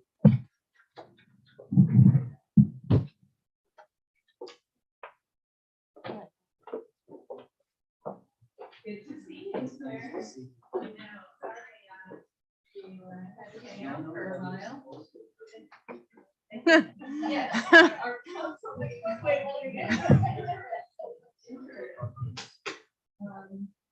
Well, we have Dave Bessel with us, and Dave actually is being inducted to the New York State Baseball Hall of Fame this November. Let's give it up for Dave.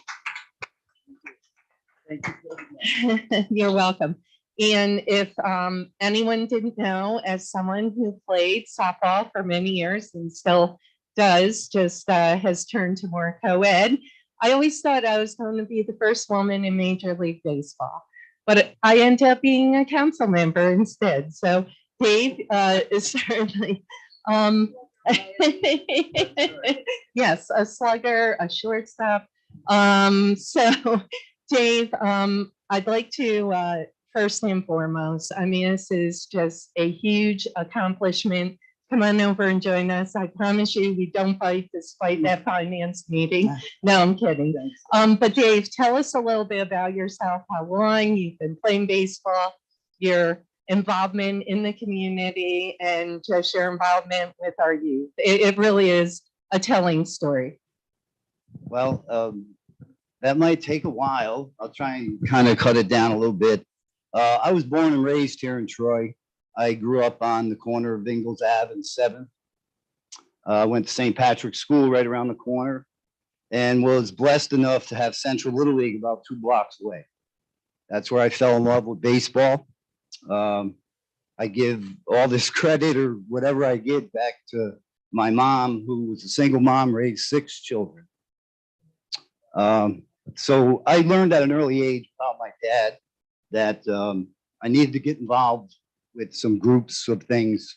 So the Central Little League was a perfect place for me to grow up, you know, and be around friends of mine and their dads. So they kind of became my dad, I guess, you know. So it was pretty obvious to me early. I went to all Troy schools. I went to LaSalle Institute, graduated from Catholic Central, and I've coached at almost every high school in this city. I spent 15 years at Lansingburg High School. What a great experience that was. I had a tremendous group of kids who are now professional people all throughout the community.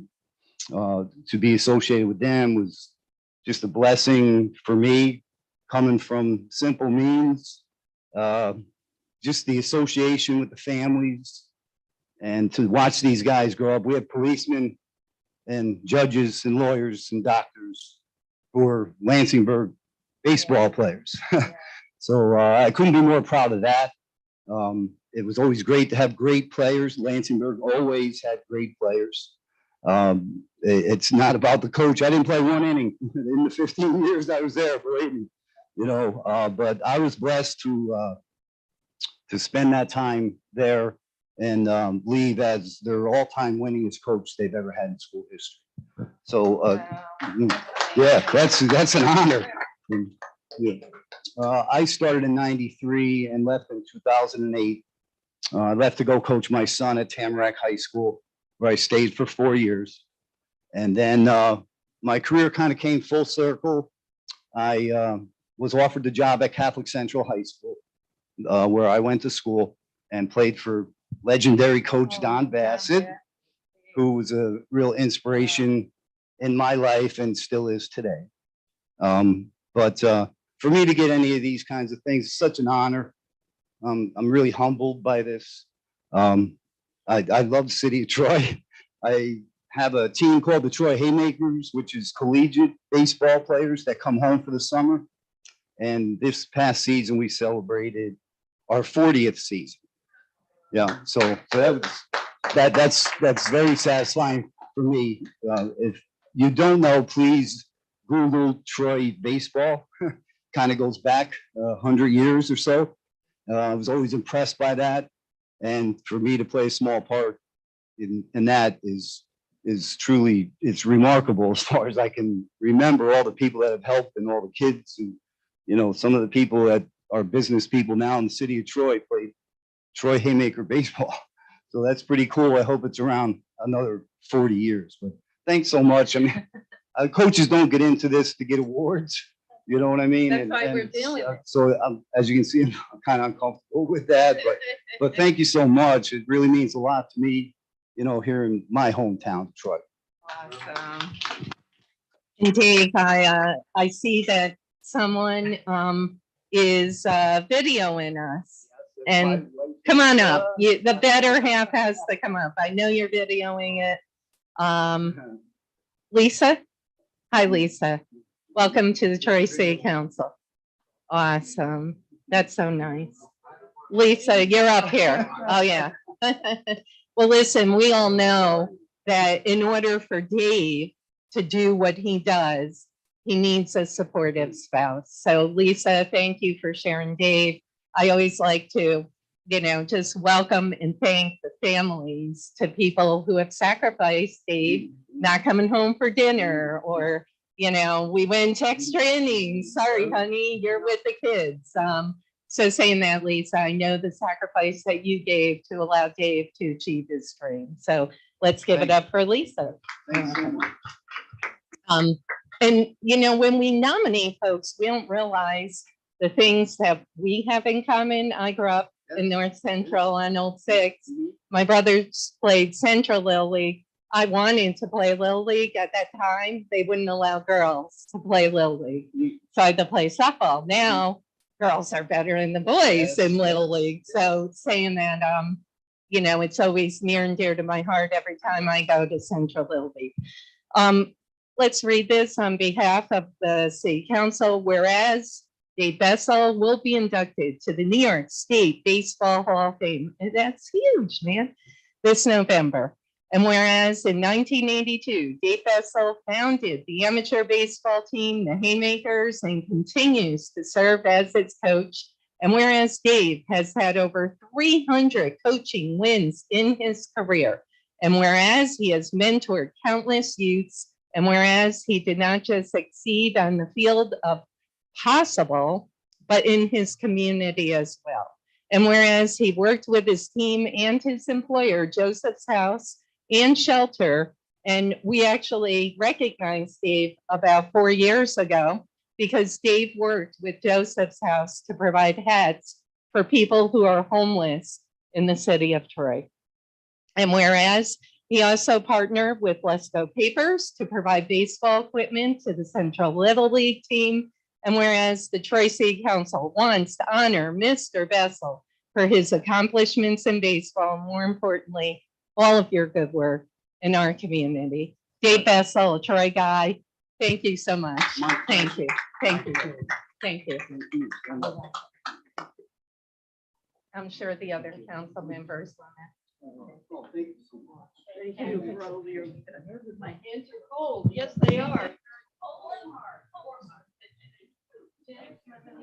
Congratulations. All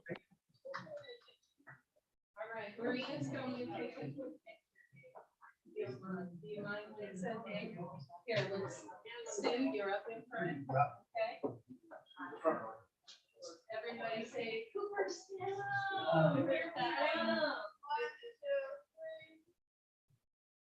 One, two, three. Congratulations, guys. And if anyone's on Twitter, follow Dave. I think the makers spent like what, and 14, but every day you were there. Take care. Thank you. Thanks. Oh, Buckingham, I'm a poster. Buckingham and Hampshire.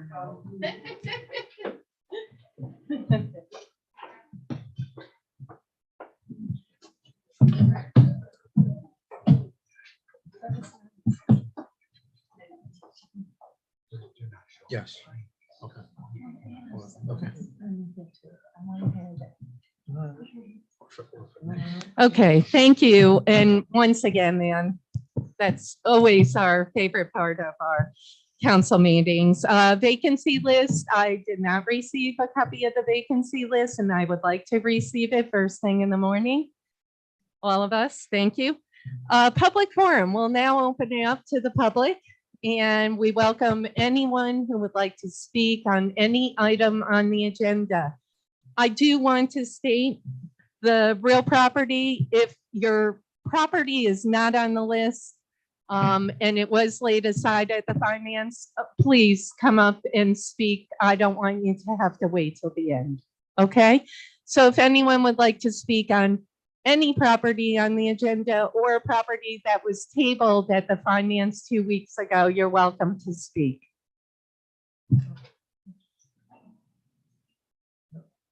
Good. Don't be shy. Don't be, yeah, come on up. And we just ask your name and your approximate, do you live in Troy or wherever? You don't have to give your address. You could pull the mic right down. And I did turn it off. Maybe I left it on. Click the button. The bottom. Thank you. You gotta like push, like pull it or push it. Yeah. There we go. It's on. Awesome. Pull it. Awesome. Thank you. Hi. Hi. So this is, okay. My name is Lacey and this is my husband, Troy Griffin Broth. We have been together for about 20 years. We've been married 12. We have 4 kids, and we're here because we put in bids for 2 properties for 112M and 4037. Actually, I wanted to mention that, you know, there's a lot of talk about affordable housing. I actually lived in Griswold Heights. I just had a baby. I lived in Griswold Heights. My rent was $17. And without Griswold Heights, I probably wouldn't have been able to go to school. I worked 2 full-time jobs. I went to school full-time, and without having the burden of like a huge rent, I don't know if I would have been able to do it. So I wasn't included in, you know, TRIP or, you know, Section 8. I wasn't fortunate to go through those programs, but Troy Housing I'm like forever indebted to them, because had it not been for $17 a month for the 18 months I was there, I would not have been able to finish school. So I just wanted to mention that. Thank you. Thank you. So we currently own 379 Fifth Ave and we own 543 Fourth Ave, both of which are rented to low-income families. We accept Section 8 and other federally vouchers, federal housing vouchers. Our most recent purchase was a home in Schenectady that we partnered with the city of Schenectady. It hadn't been lived in, it's been abandoned since 2004. So we, in partnership with our construction team, gutted it down to the beams, all new electrical, all new wiring, even a whole new gas line. We have to put a new gas line. So we have experience rehabbing and regutting. And with this house, we actually partnered with SCAP. I don't know if you're familiar with SCAP. It's Schenectady Community Action Program, and they are a not-for-profit program that supports people transitioning from homelessness to housing. So I just wanted to give you some background around me, and I'll allow my husband to introduce himself. Oh, so I was also recently featured in Times Union as a flourishing real estate investor. Mainly because of my upbringing and having to like get it out the mud and really make sacrifices to get where we are, but more so because of our intention to move forward and focus on offering affordable housing. I know there's like a real definition, but not that definition. And accepting Section 8 and working with low-income families, mainly because of our backgrounds, both coming from single mothers and living in the projects and coming up that way. So that has been like our main goal. I could leave this here. If you guys want to see it. Thank you, Lacey. Thank you. Maria will make copies for us, or do you have copies? Great. Yeah, you could just keep that. And my name is Trent Griffin Broth, as my wife said. I'm actually the owner of Tech Valley Shuttle and GB Logistics. Tech Valley Shuttle is a transportation company. We specialize, our whole mission is to combat poverty through transportation. We address food insecurities in the capital region. We help ex-offenders. As my wife pointed out, while she was living in the Heights, I was actually incarcerated. And so we've been able to turn our lives, do a full 180.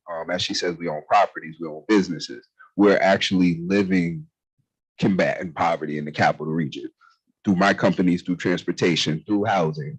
And our whole premise of coming here today, we just wanted to, again, share who we are, share what we're doing, share what we're continuing to do, and share what our plans are for any properties that we get. It's always to try to build up and uplift others. And one thing for certain is, I understand as someone who's formerly incarcerated, most people just need an opportunity. And so always looking to receive opportunity and to provide opportunities for others. And so that's really kind of the premise and why we came today. And we just wanted, again, to introduce ourselves to the council and to make them aware of all of the things that we're doing to help others in the region. Thank you so much. And it's so good to put a face with a name. We did receive an email from you, and it's good to put a face with a name, Trent and Lacey. Thank you so much. Thank you, Thank guys. you. Thank you. And thank you for everything you're doing. Quick question. Sure. You said it was Councilmember 3 Figueroa. Thank you.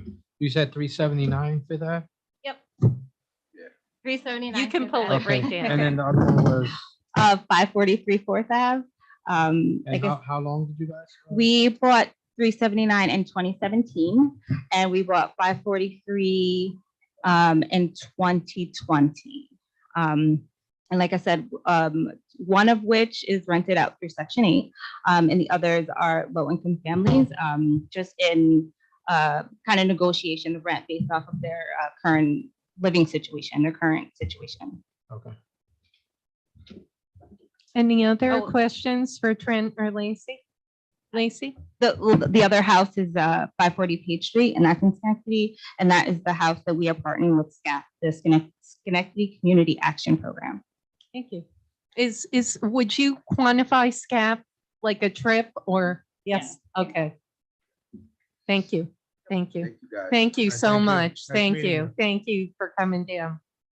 Okay, would anyone else like to speak on any item on the agenda? All right. Hi. Come on up. How are you? Good, thank you. Chris Schrader. So I have a proposal in for the 212. You can pull it right out. Go ahead. You Yep. take it right out. All right. Yep. Chris Schrader. So I have a proposal in at the 212 4th Street parcel. Okay. So I just wanted to make myself available in case the council had any questions as far as the proposal or any details relative to the owner occupied nature and business associated with the proposal. We appreciate it. Thank you. Did anyone have any questions? I was just curious, have you had any conversations with neighbors as to your plans and any reactions? I have. I've spoken with Hernana Alias Coffee, which is across the street. So I introduced myself to him. I'm familiar with his business and him moving recently to the neighborhood. So we talked about ideas as far as sharing up, space and things of that nature. Because the use of the space is going to be relatively small on the first floor. Because I'm currently working in the RPI Tech Park. So really for me, it's more of a premise of owner occupied live space and then maybe a desk or two in the first floor commercial space. So open to, utilizing the additional commercial spaces available as far as community space, events, things of that nature. So. Appreciate it, Chris. Thank you. Did anyone else have any questions? I appreciate that question. That was one of my questions. Thank you. You're welcome. All right, cool. Thanks, Chris. We hope to come to conclusion within the next couple years. No, I'm kidding. I'm serious. No, we will come to a conclusion. Thank Sure. you, Chris. Sounds good. Thank you very much. Thank you. A little levity, sorry. Would anyone else like to speak on any item on the agenda? Council President? really quick? Yes, Councilmember Um, Figueroa. Just in case, some of the people that wasn't here in regards to the property, like Carmela said, we pull those properties because, we saw the applications come in, but now we saw the people come in and it's kind of like, Yeah. and Jim, it's like a different approach. So we haven't forgot about those properties.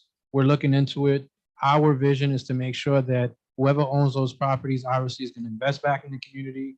We are against, and we talked about it, developers coming, doing whatever they want, not living in those properties. So we taking all those into factors. We want to make sure that whoever's coming to invest in Troy, that they're doing it all for the right reasons.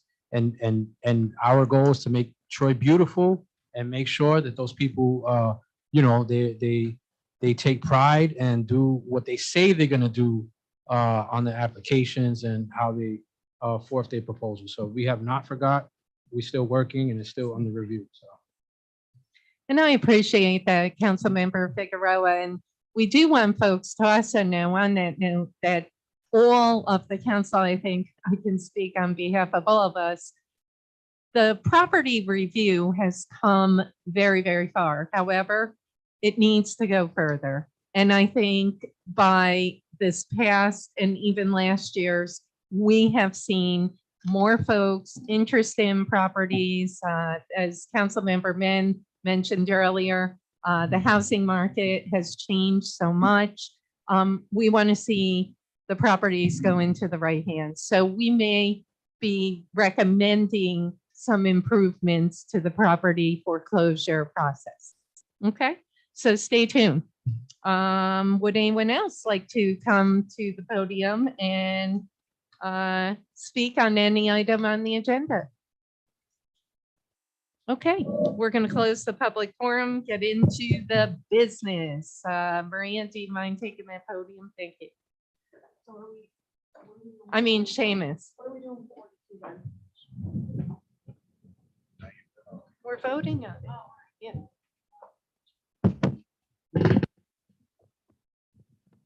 42 as it stands. Yeah, as it stands, it has none of the five. I see what you're saying. Yes, So they're- okay. yes.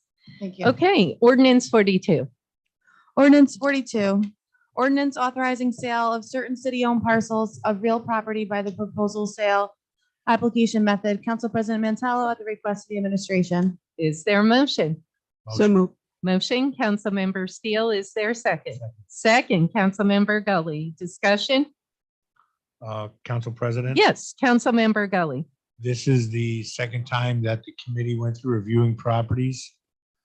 And when the council came together, We had residents who were applying the bids on these property come out and talk to us.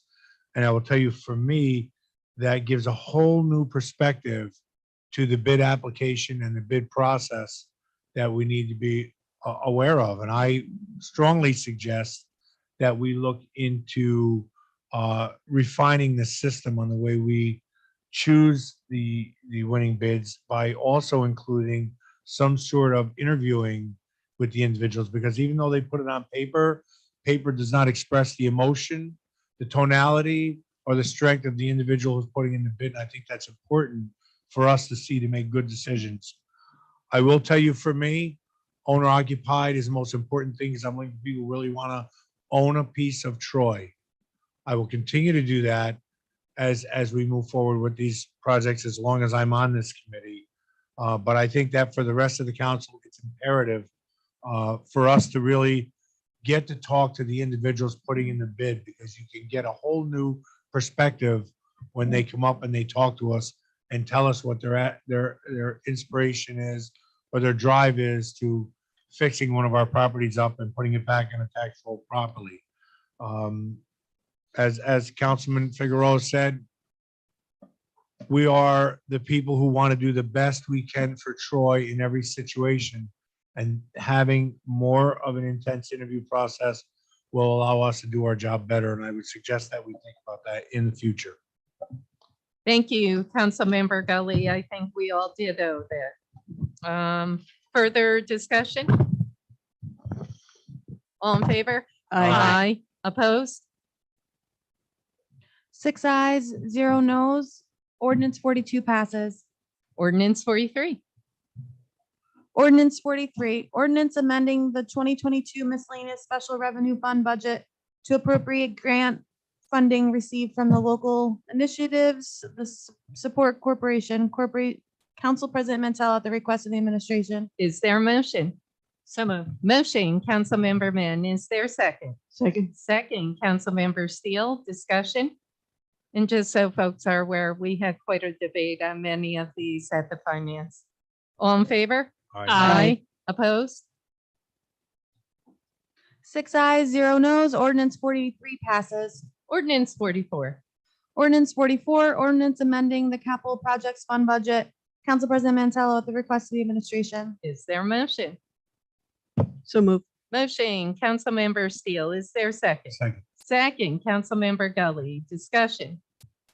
All in favor? Aye. Opposed? 6 ayes, 0 nos. Ordinance 44 passes. Ordinance 45. Ordinance 45, ordinance amending the capital projects fund budget. Council President Mantello at the request of the administration. Is there a motion? Motion, Councilmember Gully. Is there a second? Second. Second, Councilmember Figueroa. Discussion? All in favor? Aye. Opposed? 6 ayes, 0 nos. Ordinance 45 passes. Ordinance 46. Ordinance 46, ordinance amending the 2022 general fund, garbage fund, water fund, sewer fund, and debt service fund budgets. Council President Mantel at the request of the administration. Is there a motion? So moved. Motion, Councilmember Min. Is there a second? Second. Second, Councilmember Gully. Discussion? All in favor? Aye. Opposed? 6 ayes, 0 nos. Ordinance 46 passes. Ordinance 47. Ordinance 47, ordinance amending the 2022 miscellaneous special revenue fund budget to appropriate additional funding received from the New York State Governor's Traffic Safety Committee for the Child Passenger Safety Program. Council President Mantello at the request of the administration. Is there a motion? Motion. Motion, Councilmember Figueroa. Is there a second? Second. Second, Councilmember Gully. Discussion? Second. Give it to Irene after all that effort. I'm sorry, we're on a delay. Councilmember Soriano, seconds. Discussion? All in favor? Aye. Opposed? 6 ayes, 0 nos. Ordinance 47 passes. Ordinance 48.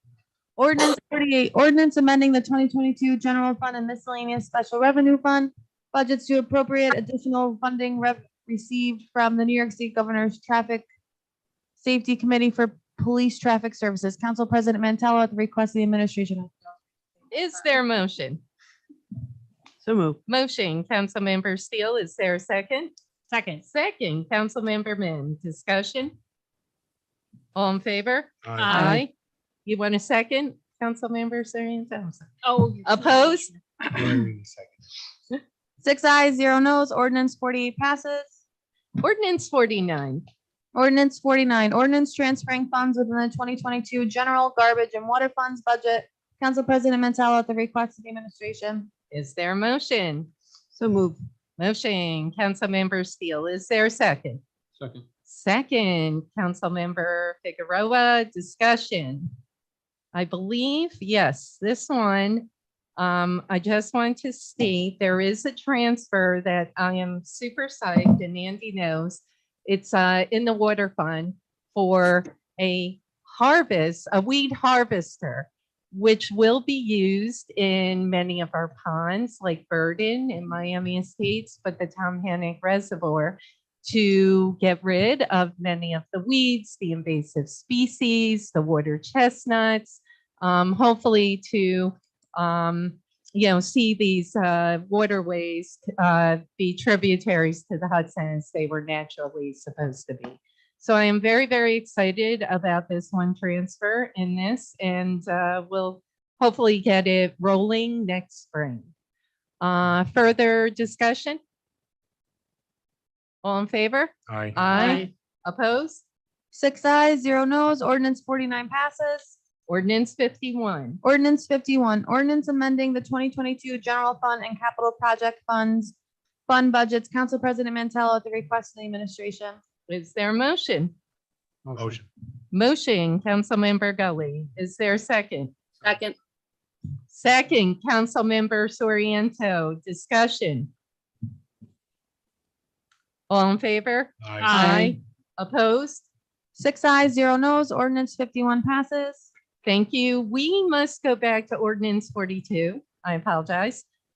There was a property that was awarded the one that is being proposed and not pay back taxes.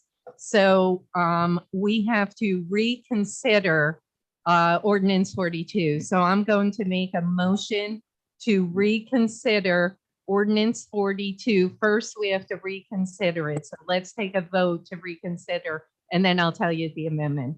I'm making a motion to reconsider 42 for a vote. Is there a second? Second. Second, Councilmember Steele. Discussion on the reconsideration. All in favor? Aye. Opposed? Now to amend ordinance 42 per Sharon Martin, we have to take off 159 10th Street. So I will make a motion to withdraw 159 10th Street from that table. Is there a second? Second, Councilmember Gully on the discussion. All in favor? Aye. Opposed? Motion to Amend. amend passes 6-0. On the amended ordinance, is there a motion? So move. Motion, Councilmember Steele. Is there a second? Second. Second, Councilmember Min. Discussion. All in favor? Aye. Aye. Opposed? 6 ayes, 0 nos. Ordinance 42. Ordinance 42 passes. Okay, we're gonna go back to that one more time later. I know that, yeah. All right, very good. And thank you, Councilmember Steele, the pro tem. All right. Ordinance 51. Ordinance 52. 52. Ordinance 52, ordinance authorizing the reconveyance of real property acquired by NREM foreclosure. Council President Mantella at the request of the administration. Is there a motion? So moved. Motion, Councilmember Min. Is there a second? Second. Second, Councilmember Steele. Discussion. All in favor? Aye. Aye. Opposed? 6 ayes, 0 nos. Ordinance 52 passes. All right, resolution 108. Resolution 108, resolution authorizing the execution of a payment in lieu of tax pilot agreement by and between the City of Troy and Trip Redevelopment Associates. Councilmember Steele at the request of the administration. Is there a motion? Motion. Motion, Councilmember Figueroa. Is there a second? Second. Second, Councilmember Steele. On the discussion. I did want to add, I would be remiss if I didn't thank Councilmember Men for her due diligence. Just the time that you spent on these pilots. You certainly, with your background on property management, helped, I think, the full council. So thank you. Further discussion? All in favor? Aye. Opposed? Opposed. Opposed?